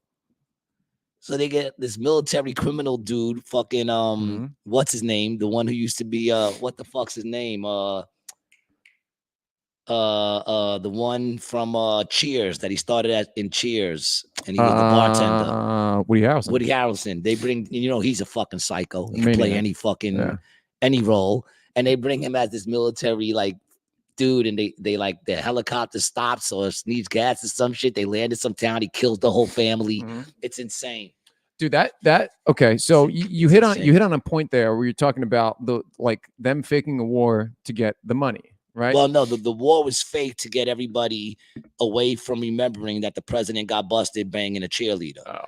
Because it was during. But then there's also election the money behind it, I guess, too. No, but that wasn't part of it. It really wasn't the money. It really was a thing of. I mean, yeah, there's always money involved. Well, you know, it's like, you know, we have laws in place, but there really was no war. So really, there was no weapons needed or any of that stuff because there really was no war. It was directed. It was directed. They were creating scenes to show clips on the news.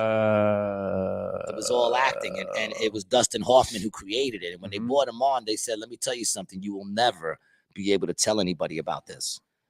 And of course, Dustin Hoffman, being that producer, is like, "I can't wait to tell my grandkids." And they're like, Robert De Niro's like, "What are you, a dick? You can't tell anybody." He's like, "Well, my grandkids."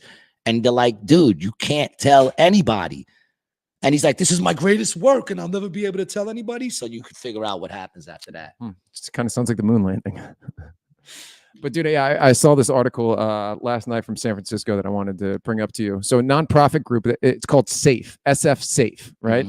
They're a nonprofit group that's an extension of the San Francisco Police Department, and they spent $80,000 in grant money on ineligible or expensive excess expenses, including a trip to Lake Tahoe, luxury gift boxes, and a limo service. An analysis of about $910,000 paid by the police department during a 9-month period. That's why I don't give to charities, dude. Bro, this isn't charity. This is that 40% tax coming from the city that they're dumping into these nonprofits. That's where the cash gets siphoned off, dude. This is the shit that I've been saying. This is why big government sucks. Because you get these nonprofits called SF Safe, and we're here to keep the streets safe. You know what? The cops are supposed to keep the streets safe. And they're not doing How about you lock up the fentanyl dealers instead of getting SF Safe to hand out fucking pamphlets and free fucking needles, and they're going to goddamn Tahoe, taking a trip. Sorry about the GD. They're going to Tahoe, taking this big old trip. Champagne, snow bunnies, ski lifts. You're getting better at your rants. I'm trying, you know, and I think, you know, I got to learn when to cut out. Yeah, you gotta step off like George, you know, on a high note. I'm out of here. Thanks for watching, everybody. See you next week. The traveling runner says General Rambo. Charlie Rowan says democracy is the new way to say corporate interest. Yep, I agree with that. King Handel says cash gets siphoned off through high salaries for the board, execs, and fees. Yep. Yeah. We'll have a setup fee for our live podcast. That's what we'll tell them. A setup fee. There's a $300 setup fee. Non-refundable. It has to go to the guy who helps set up our equipment, which is me. There you go. I don't have a problem with that. Listen, I know I don't celebrate Valentine's Day, but many of you do. And if you happen to be caught in that weird position where you just don't know what to get your loved one, you know, because they don't like chocolate, they're allergic, you know, flowers, they're like, they die, and you just don't know what to get. You don't got the money for diamonds, you know, and that's what they really want, you know, but you don't have all that. So what do? Well, I'll tell you what you do. You go to XXXplayground.com and grab yourself XXX Playground, the board game. It's only the best communication tool game ever created. Okay. Want to get a little closer? Well, roll those dice, baby. And you can get fist deep into someone you love. 2 to 8 players. Get fist deep in a neighbor or one of your lady's friends or one of your friends' friends. All right. There's no telling what could happen once the dice gets rolled. But I'll tell you this, you take none of the blame.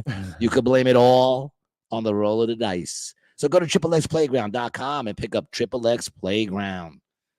Gee, what if I wanted to get a hoodie like that you have over there? Where can I get that? Like that sexy hoodie draped over my right. Well, if you need some fucking drip and you really want to support Rated G, because we don't fucking monetize this shit. This way we can say whatever the fuck we want to say. If you want to show some support, you want to look good doing it, go to BrianTLacata.com/shop. Is that correct? That's correct. That's correct, man. And pick up some of the Rated G drip, man. We got the hoodies. We got the baseball caps. We got the fucking mugs, baby. We got the rounder skeptic shirt, man. We got a lot of flavor on there, man. We got something for you, something for everybody. Yep. So go to BrianTLacata.com/shop and get yourself some Rated G apparel today. Get it for yourself or someone you love. You know, maybe you'll get fist deep in them too. You never know, man. I mean, the shorts have easy access from the leg holes. Now, gee, what if I wanted to see you perform live somewhere, like some stand-up comedy that you do? Then you can go to acjokes.com. Go to acjokes.com, man, and go check out whenever I'm out there. I'm usually out there Tuesday through Sundays, unless I'm performing somewhere else. And if you want to see if I'm performing somewhere else, go to Gabby G. Garcia on Instagram, Facebook, and every Monday night I'm out in Manhattan. With the Not Quite Tuesday midnight show with my brother Adam Gable. I'll be out there this Monday too. It'll be me. Adam's not going to be there. So you know what, man? Just for fun, everybody who knows me is in the city. Come out that night so I can say it was sold out the only night that he wasn't there. Wouldn't that be fun? I think so. To Adam? Yeah. King Handel says, I have a different kind of drip. Do you guys sell antibiotics? You get some with every purchase of a hoodie. Yeah, we'll see you next time. Thank you, Themore76, Traveling Runner. And of course, Stormy and everybody else, man. Zero, everybody else who managed to find us too. We truly appreciate you, man. Cut of the Jib, of course, man. And Melissa, what's up? Give my love to my brother. I'll talk to you later. Till later. Peace. Peace.